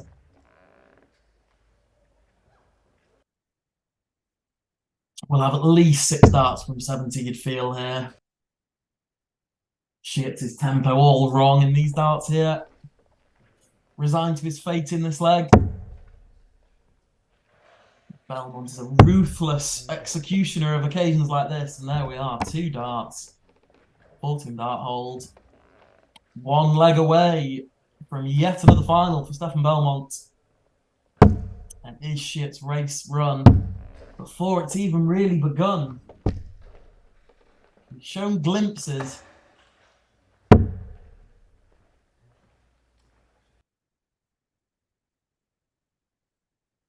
But he's just not had enough to compete regularly with Stefan Belmont in this game.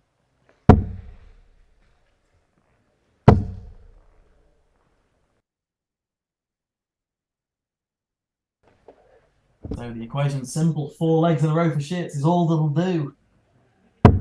He wants to participate in another final.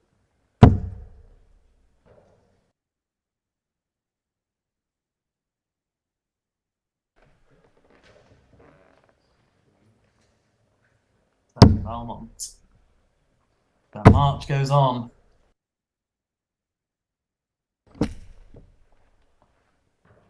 Fabian Limak are just edging his nose in front now. 4-3 ahead. Sat on tops. Decisive moments coming up in that game too.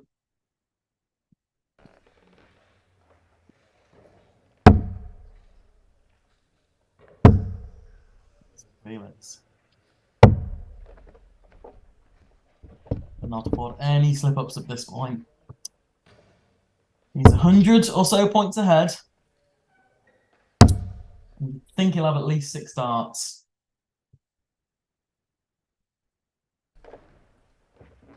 So objective number 1 is a straight ton here. A 1 treble visit really is the minimum requirement. And he's come up dry. Allowing Belmont an opportunity here. 1 or 2 trebles. He'll be wanting off that stage. He knows it's warm. He knows he's close.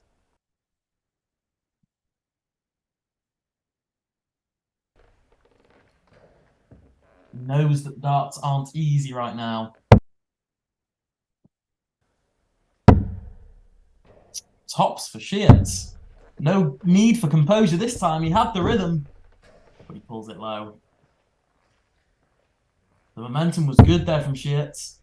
We generally see a step back, a bit of composure when he's on those combination shots, when he's in the middle of those combinations. Not there. Prolific on 10s today, Sheets. Will that trend continue here?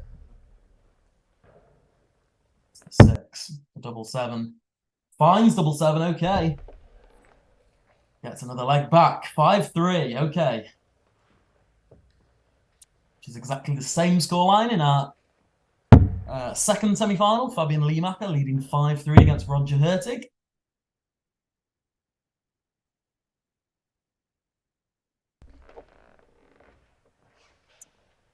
So, two likely winners. But two men with something to say about that. Felix Shearts had his opportunity there. Belmont just starting with 41. But Felix can't oblige with the treble. And how quickly this game of darts can turn.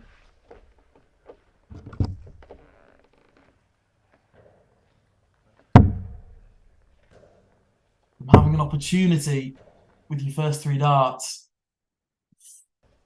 to now looking at a fairly hefty deficit. And the body language isn't good from Shearts in the background there. And this will make him even more glum. It's a 180 from Belmont. The timing from Belmont, near perfect.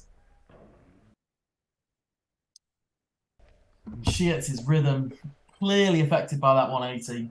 Can see the scoreboard, can see the 5-3 deficit he's having to overcome. Perfect darts from Belmont. Okay. As we said, that first dart, low of the 20, chose to stay there. Bounce out on that occasion, slightly unlucky, but when targets are obscured, that's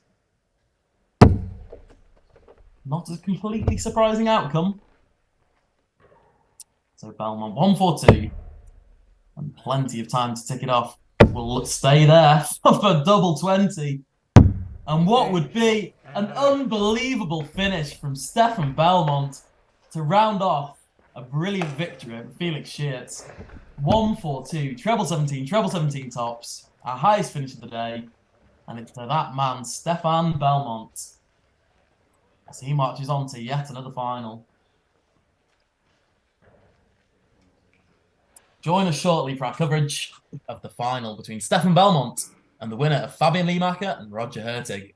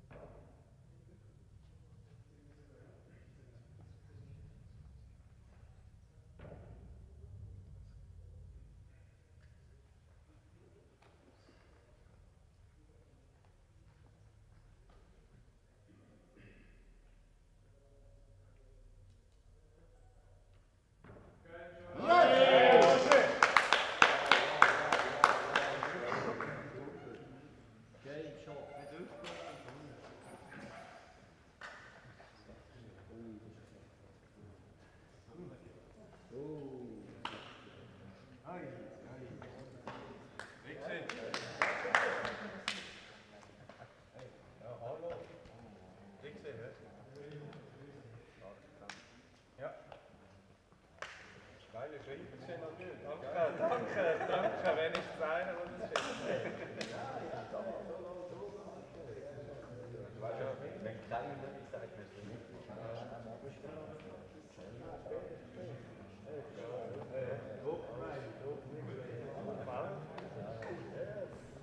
Am Schluss ist es auch noch so. Jetzt geht es noch runter hier, du bist selber irgendwo. Jetzt Jacke wählen.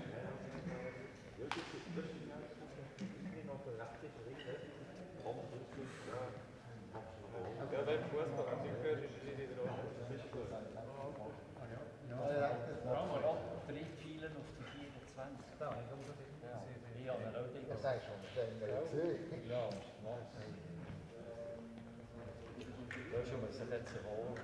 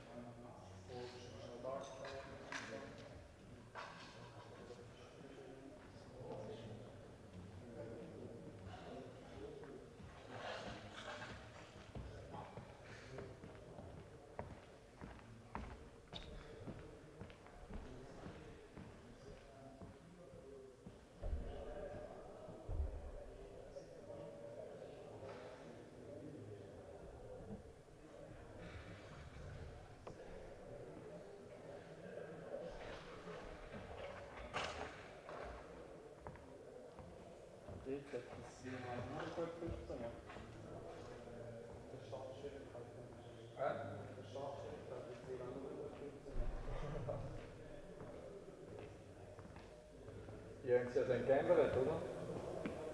Ja. Eben, an dem ist es. Ich bin nicht sicher.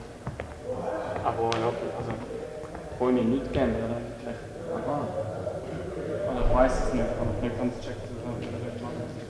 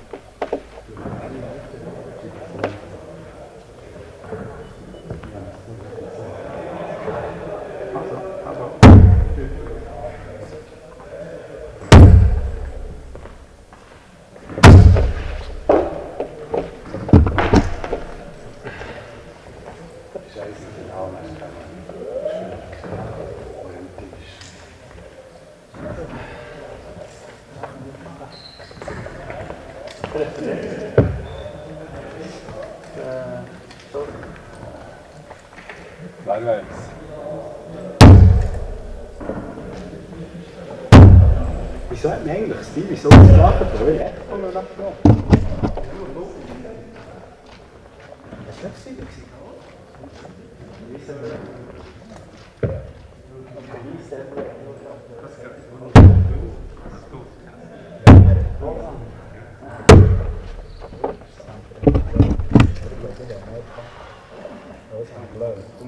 Also eher in anderen Public oder?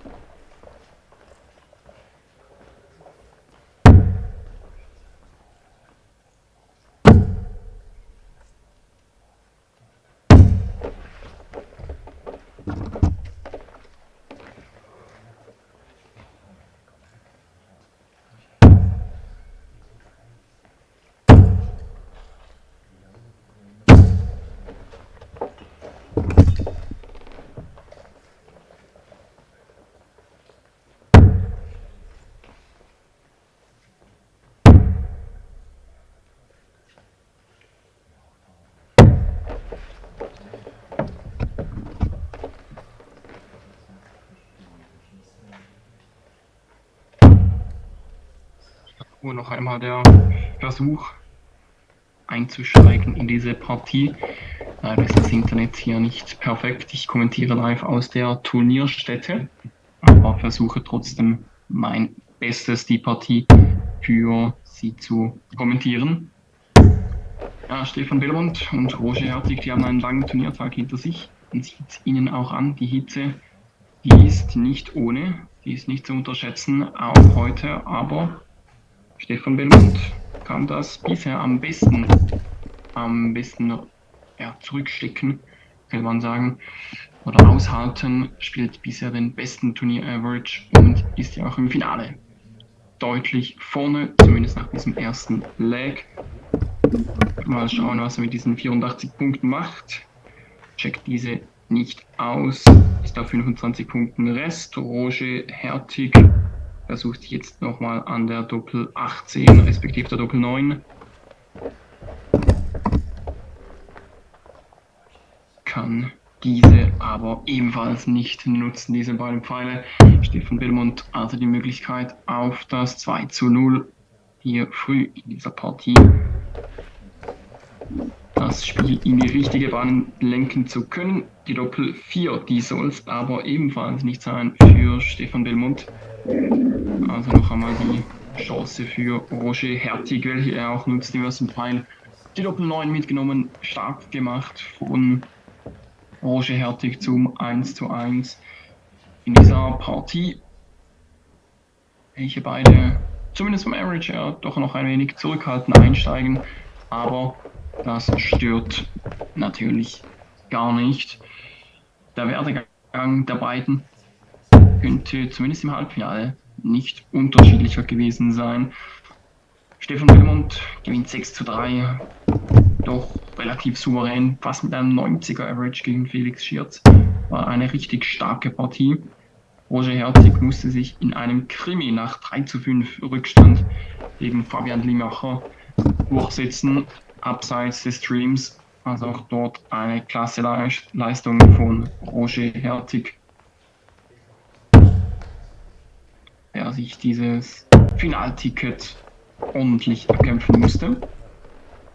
Aber zuvor hatten wir gesehen, im Viertelfinale hatte Hertig gegen Cello Marcel Walpen bei seinem Comeback nach dessen Armbruch besiegt. Hatte dort auch über 80 im Average gespielt und dürfte also auch Stefan Belmont in diesem Finale fordern können, sollte er diese Leistung noch einmal abrufen. Also da dürfen wir definitiv gespannt sein, was wir von Roger Hertig hier noch erwarten können. Belmont seinerseits hatte in der Runde der Top 16 einen Schreckmoment. War gegen Lukas Dahlmann, den jungen Deutschen, 3:1 zurück, konnte aber die Partie noch auf 4:3 drehen. Also auch Belmont heute nicht ganz ohne sein Werdegang ins Finale, wurde da definitiv ebenfalls gefordert. Hat hier den Big Fish vor sich, Stefan Belmont. Aber leider nach wie vor niemand, der den Big Fish gecheckt hat. Roger Hertig seinerseits 164, auch das wäre ein schönes Finish gewesen. Aber auch er kann diese Möglichkeit nicht nutzen, macht immerhin ein bisschen Druck auf Belmont, der jetzt die Doppel 20 vor sich hat. Und das Game auf der Doppel 10 auscheckt zum 2:1, stark gemacht vom Favoriten, dürfte man sicherlich so sagen. Stefan Belmont hatte sich bisher noch praktisch nie die Blöße gegeben auf der SDC Tour. Einmal im Finale gegen Jochen Gaudenz verloren. Ansonsten hält er weiterhin die weiße Weste. Unglaublich, was Stefan Belmont hier auf der SDC Tour zeigen kann.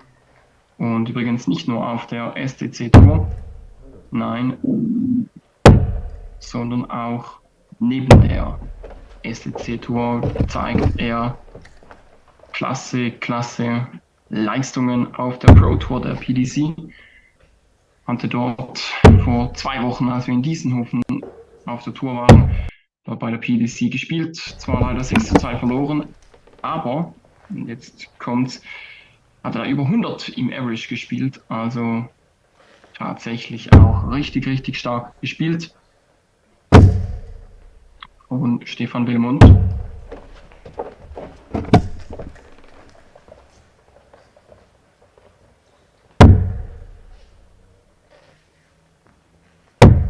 Roger Hertig bisher nach diesen 3 Legs vom Average noch nicht das A-Game von Belmont, aber auch von Roger Hertig noch nicht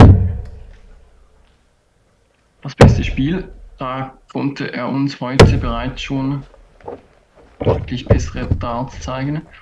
Aber man muss natürlich auch immer berücksichtigen, die beiden Herren, die haben hier schon einen langen Turniertag hinter sich, hatten etliche Runden gespielt. Und heute waren es ja auch Dreiergruppen in der Gruppenphase. Das heißt, alle hatten noch einmal ein Spiel mehr tatsächlich. Hatten also 4 Spiele in der Gruppenphase. Und gerade an so einem warmen Tag wie heute macht das natürlich schon ein wenig müde. Das ist ganz klar. Und trotzdem powert hier Stefan Belmont weiter. Lässt nicht nach und will natürlich einen nächsten Titel mitnehmen, ganz klar. 48 Punkte Rest jetzt bei Stefan Belmont. Kommt wieder ans Board und möchte hier natürlich das 3:1 sicherstellen. In First to 7 Legs zieht sich dann natürlich schon, da hilft ein 2-Leg-Vorsprung natürlich schon weiter. Diese Aufnahme soll es zwar noch nicht sein, aber Roger Hertig wird die 156 Punkte definitiv auch nicht auschecken. Darum kommt Belmont noch einmal ans Board, die Doppel 8. Soll es dann also sein für das 3:1. Die Doppel 8 spielt Belmont eigentlich richtig, richtig gerne. Dieses Mal musste er über die Doppel 4 aber gehen. Holt sich dieses Leg aber verdient 20 Darter zum 3:1. Hat also beinahe bereits die Hälfte geschafft zum Turniersieg.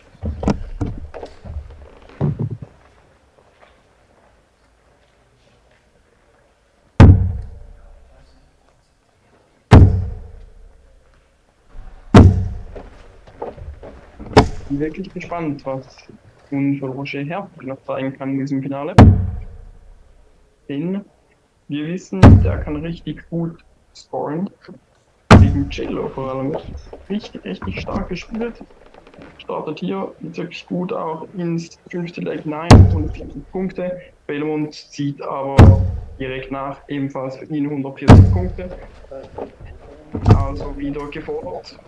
Für ihn jetzt nochmal 100 Punkte. Kommt da also stark rein in dieses Leg.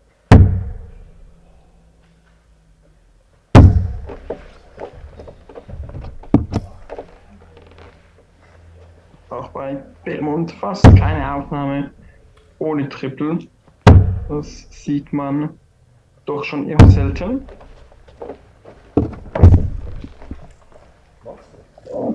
Das sieht man mit gar keiner guten Aufnahme, nur 40 Punkte. Belmont sollte das nun ausnutzen können und in diesem Leg ein wenig Abstand hineinbekommen. Zumindest mal im Finish-Bereich unterwegs auf 144 Punkten Rest. Das ist machbar. Bin heute ja bereits schon 142 Punkte ausgecheckt zum Match gegen Felix Jotz. Vielleicht kann er auch die 144 Punkte rausnehmen. Das 9-Dart-Finish.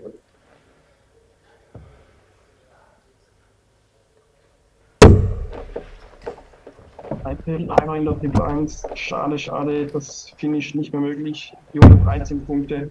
Trotzdem natürlich eine starke Aufnahme von Belmont. Bei 31 Punkten Rest steht natürlich nicht ganz so wie gewollt, aber trotzdem mit 2 Pfeilen machbar. Herzig steht noch auf 120 Punkten, macht zwar ein wenig Punkten, aber das sollte trotzdem machbar sein für Billy. 2 Pfeile checkt diese 31 Punkte aus zum 4:1 und somit bereits schon mehr als die Hälfte geschafft für Billy in diesem Finale. Marschiert hier vorneweg gegen den Schweizer Roger Hertig, der sicherlich auch, wenn er in diesem Finale verlieren sollte, sehr, sehr zufrieden sein darf mit dieser Leistung am heutigen Tage. Wirklich ganz, ganz stark gespielt, Roger Hertig. Vor allem der Sieg gegen Cello Walpen sollte ihm sehr, sehr viel Aufwind geben. Beide Spieler morgen Sonntag ebenfalls wieder am Start. Morgen geht es ja bereits weiter mit dem Event 08. Ebenfalls live aus dem schönen Dorf Schütz in Kanton Luzern. Wirklich ebenfalls wieder eine tolle Turnierstätte hier in Luzern. Also auch morgen Sonntag könnt ihr dann wieder einschalten. Ab 11 Uhr geht das Turnier los. Und es kann natürlich auch wieder auf YouTube verfolgt werden. Und in die heiße Phase geht es dann wieder natürlich ab der K.O.-Phase. Dort sollte es dann im Verlaufe des Nachmittags richtig zur Sache gehen. Genauso wie diese 180 von Belmont. Passend dazu stellt sich bereits wieder auf ein Finish nach 9 gelaufenen Pfeilen. 121 Punkte Rest. Heute hatten wir tatsächlich auch bereits schon 7 perfekte Pfeile von Jochen Graudenz, der dann aber wieder durch seine körperlichen Schwierigkeiten, die jetzt schon seit längerer Zeit war, ausgebremst wurde. Ganz, ganz schade. 121 Punkte für Beli waren da noch möglich nach der 20. Jetzt stellt er sich aber gut auf Tops Rest und Hertig noch bei über 200 Punkte. Da dürfte auch in diesem Leg nichts zu holen sein für Roger Hertig. Ja, da ist er aktuell chancenlos. Natürlich auch, wenn Peli so abspielt, unglaublich 13 Darter vom Schweizer, der Nummer 1 in der Schweiz. Ganz, ganz klasse gespielt, abgezockt, wie er ist. 5:1 ist er jetzt vorne, Stefan Belmont. Und ja, ich denke, heute nicht zu stoppen. Da hätte Lukas Dahlmann zuschlagen müssen. Im 16. Finale war das. Ich glaube nicht, dass ich das nochmal richtig im Kopf habe. Da hatte der junge Deutsche tatsächlich auch 4 Matchstarts. Hat diese aber dann vergeben und Belmont konnte das natürlich dann ausnutzen, konnte jetzt bis ins Finale durchmarschieren. Unter anderem natürlich auch Topspieler wie Felix Schierz besiegen. Ja, und jetzt Gegner Roger Hertig sieht tatsächlich sehr deutlich aus bis zu diesem Zeitpunkt. Auch vom Average her sind die beiden Herren doch bei 20 Punkte auseinander und das sieht man dann entsprechend auch auf dem Scoreboard. Da steht dann auch mal schnell 5:1.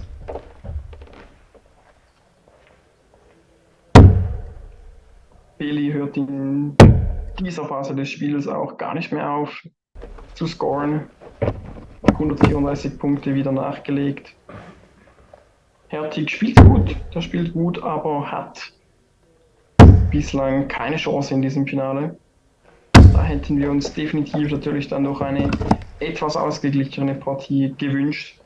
Aber wenn dann Belmont mal in Fahrt kommt, mal richtig sein Spiel durchziehen kann, dann sieht es eben so aus. Dann kann ihm kein Spieler auf dieser Tour das Wasser reichen. Da sieht man hier wieder Eindrücke dieser Partie.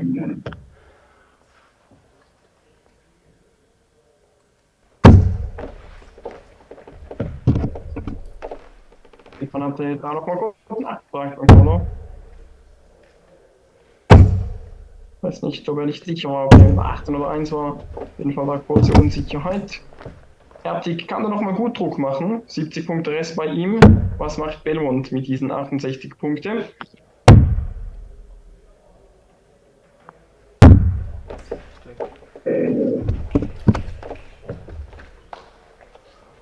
Es ist unglaublich, was Stefan Belmont hier zeigt. eiskalt bereits schon wieder über Tops gefinisht zum 6:1. Ja, eine brutale Leistung von Stefan Belmont, der hier das Ganze richtig gut runterspielt. Ja, Mr. Captain im Chat. Starkes Spiel von Billy, absolut. Das macht der Herr richtig gut. Und ja, vermutlich geht das Spiel hier nicht mehr sehr lange. Nur noch ein Leg fehlt Stefan Belmont und nach der 140 ins Leg hinein sollte da eigentlich nichts mehr anbrennen.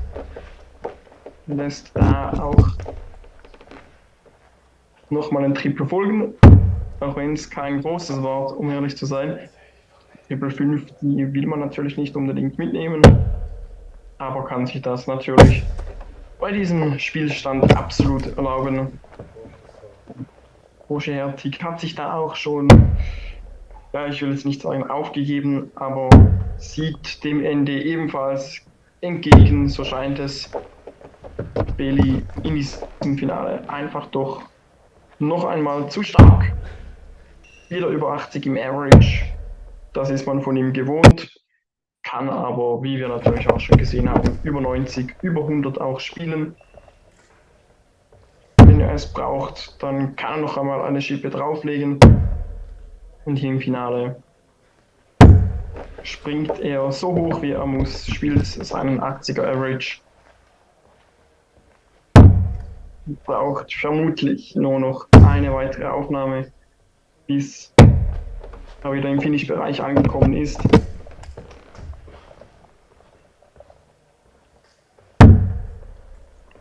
Die kann da auch nicht mehr wirklich Druck machen in diesem Leg. Kommt nicht so viel, obwohl Belmont jetzt die letzten 3 Aufnahmen kein Triple hatte. Jetzt sogar die letzten 4 Aufnahmen. Trotzdem ist Hertig deutlich zurück. Das wäre vielleicht noch einmal die Chance gewesen zu verkürzen. Aber da kommt effektiv nicht mehr viel. Ist zwar im Finish-Bereich ebenfalls angekommen, aber Belmont hat jetzt die 130 Punkte vor sich und möchte das Match natürlich so schnell wie möglich beenden, damit er sich entsprechend wieder ausruhen kann für das nächste Turnier morgen. Das wäre doch mal ein schöner Abschluss gewesen für Stefan Belmont. Aber es sollte auch so nur noch eine Frage der Zeit sein. Die 31 Punkte für Stefan Belmont zum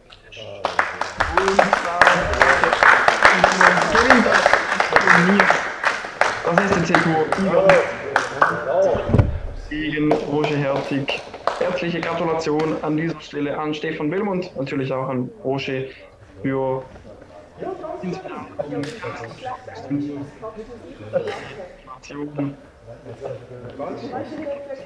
Ich wünsche euch einen ganz schönen Abend und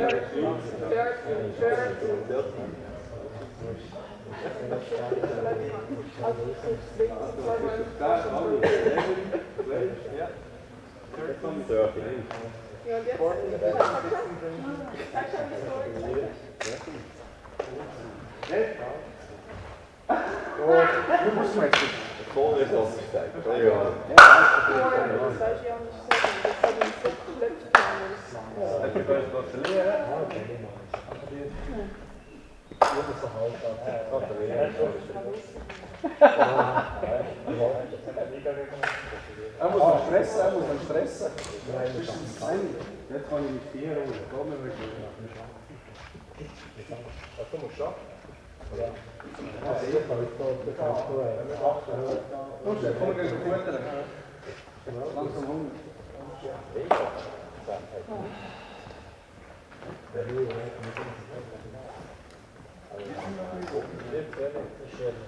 Houston, jetzt nimm einfach die Sachen. Weißt du, da habe ich alles dabei, weißt du? Ja, das geht für eine halbe Stunde. Eine Stunde? Nein, eine Stunde.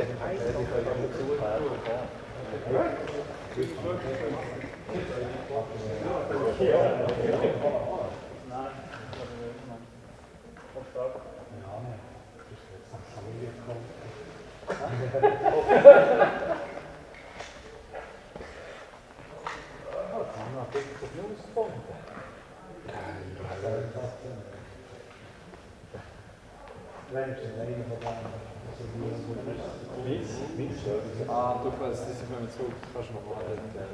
Aber wir sind mit jetzt bei. Ja, wie kommst du wieder? Jetzt im Bus. Ah, jetzt im Bus? Ja.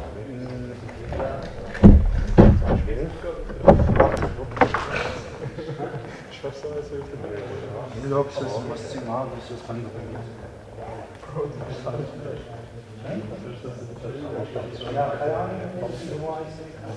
Ja, wir sind jetzt hier.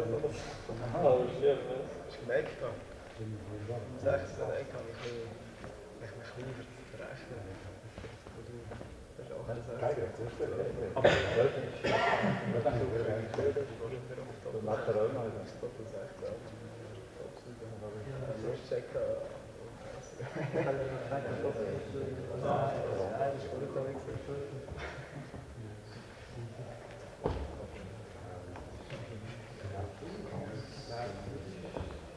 Ich glaube. So wie es ist. Ja. Schade, dass ich mal ich komme immer durch Gruppen durch.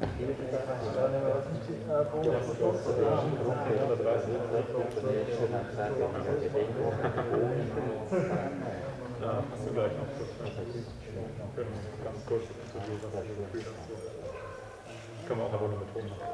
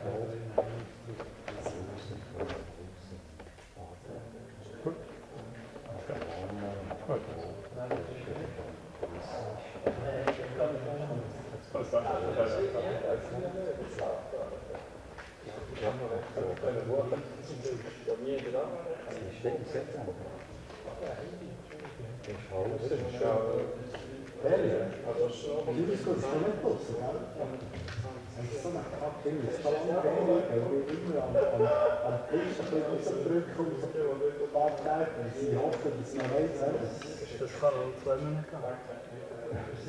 Ich glaube, ich bin auf Glück eine von der Januarwoche in etwa die 2. Dann kannst du marschieren? Nein. Hat er den Griff, hat er die 2. Oh, warte, wo ist der Rio? Jetzt geht er. Nein, ich kann auch noch mit. Das ist nicht so cool.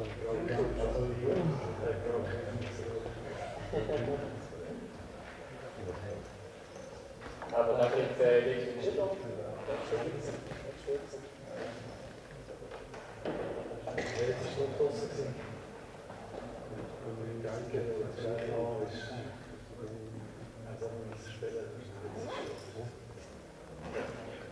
ja, wahrscheinlich, dass man so eine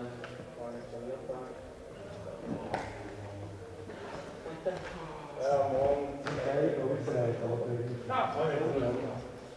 So, schönen Tag. Merci. Tschüss, ciao. Tschüss.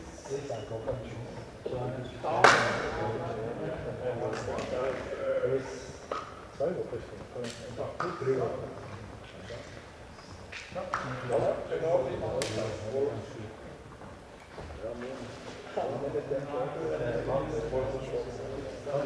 Morgen mit dem Shirt spielst, kannst du Gruppe Basel raus. Das ist nur wegen dem Shirt. Das ist nur wegen dem Shirt. Ja, das Kreuz, ja.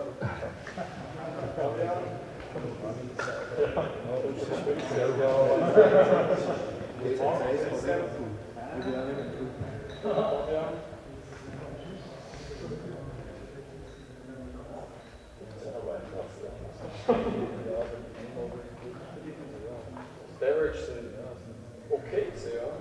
Aber. Ja, gut, ich kann das. Geil. Hey, ciao. Ja, das haben wir schon mal.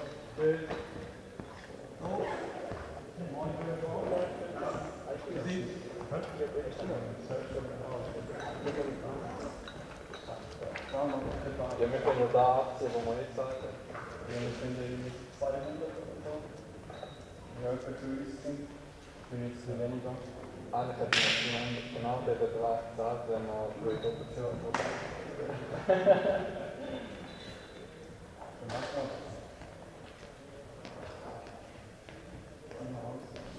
Aber das ist jetzt auch ein Brot, ne? Das ist Brot. Das wäre. Hast du ein Mikrofon? Nein, der ist eben ausgesucht. Aha. Gestern habe ich noch eine Buche. Hä? Gestern habe ich noch eine Buche. Ja, du hast selbst jetzt immer Ihr zwei könnt miteinander ausjassen, wer das Schlafsofa geht.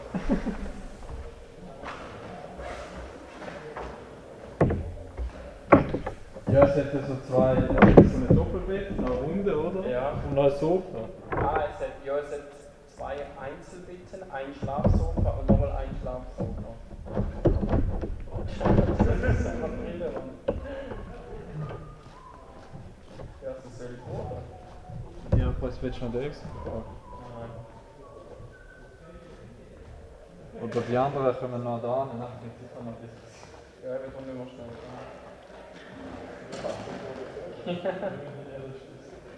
Aha.